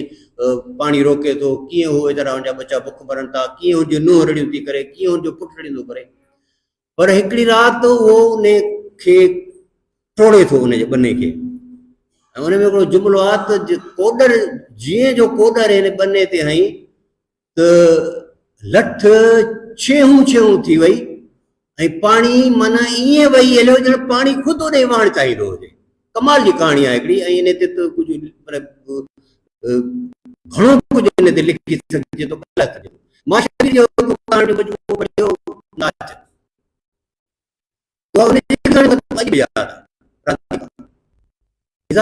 बहितरीन शइ आहे तकलीफ़ आहे जेका तव्हां पढ़ी वञो अख़बार तव्हां पढ़ो जेका सुठी तव्हांखे ॿुधाए थो इहा सुठी कमाल आहे साईं बच जी कहाणी हिकिड़ी ॿी कहाणी आहे हिन में बती जे वट में कमाल जी कहाणी आहे पंहिंजे घर जी कहाणी आहे पहिरों जी कहाणी आफ्ताब जी कहाणी आहे आफ़ाक़ जी कहाणी आहे हुनजी घरवारी जी कहाणी आहे उन में जेको ज़ाल ऐं मुड़ुस जे विच में जेका माना चुणभुण आहे जेको तकरार हले थो घर में जेको आहे साईं बच क्रिकेट खेॾंदो टेनिस जे बॉल सां उन में जेको ज़ाल सां जो तकरार आहे चवे थी मां त सराइकी ॻाल्हाईंदा हूंदा न उन कीअं चवंदी मथे खा कयो घर को क्रिकेट का मैदान कर छड़िया वे मेरे को साह करने तो मरा तो सारी जान छुटे हे वरी उनके सब पिटाइन था पुट ब पिटाइन था उन जो घर वारो पुटाए तो जो प्रोफेसर आ उन किरदार प्रोफेसर आ थर्ड एम्पायर साईं बख्श रिंद जी जेके भी कहानियूं मां एतिरो चवंदुसि त हू इन्हनि सभिनी कहाणी जो नका ऐं साईं बख्श ते हिते कचहरी रखीसीं महफ़िल रखीसीं कराची मां दोस्त आया वफ़ा ब्राह्मणी जो ऑपरेशन लॻो पियो साईं बख्श वांगुरु तबी आयो जोई खां पंधु करे तोड़े जो हुन रड़ियो पियो कयूं त सन जे जेको सो वॾा तूफ़ान आ गया मिट्टी नास वफ़ा असांजी गाॾी खड़ गई उनजे बावजूद दोस्त जी पुता भुट्टो साहब बीमारी जी हालत में आयो तव्हां सभई आयो तव्हां सभिनी जी महिरबानी कुझु लफ़्ज़ वधीक अलाए जो वियो आहे उनजे करे मैंडेट खे हटी करे उन करे उन खां मदरत तव्हां सभिनी महिरबानी राबिया तव्हांजी तमामु घणी महिरबानी ऐं तव्हां आया ऐं शिरकत कई तव्हां महिरबानी thank you so much sir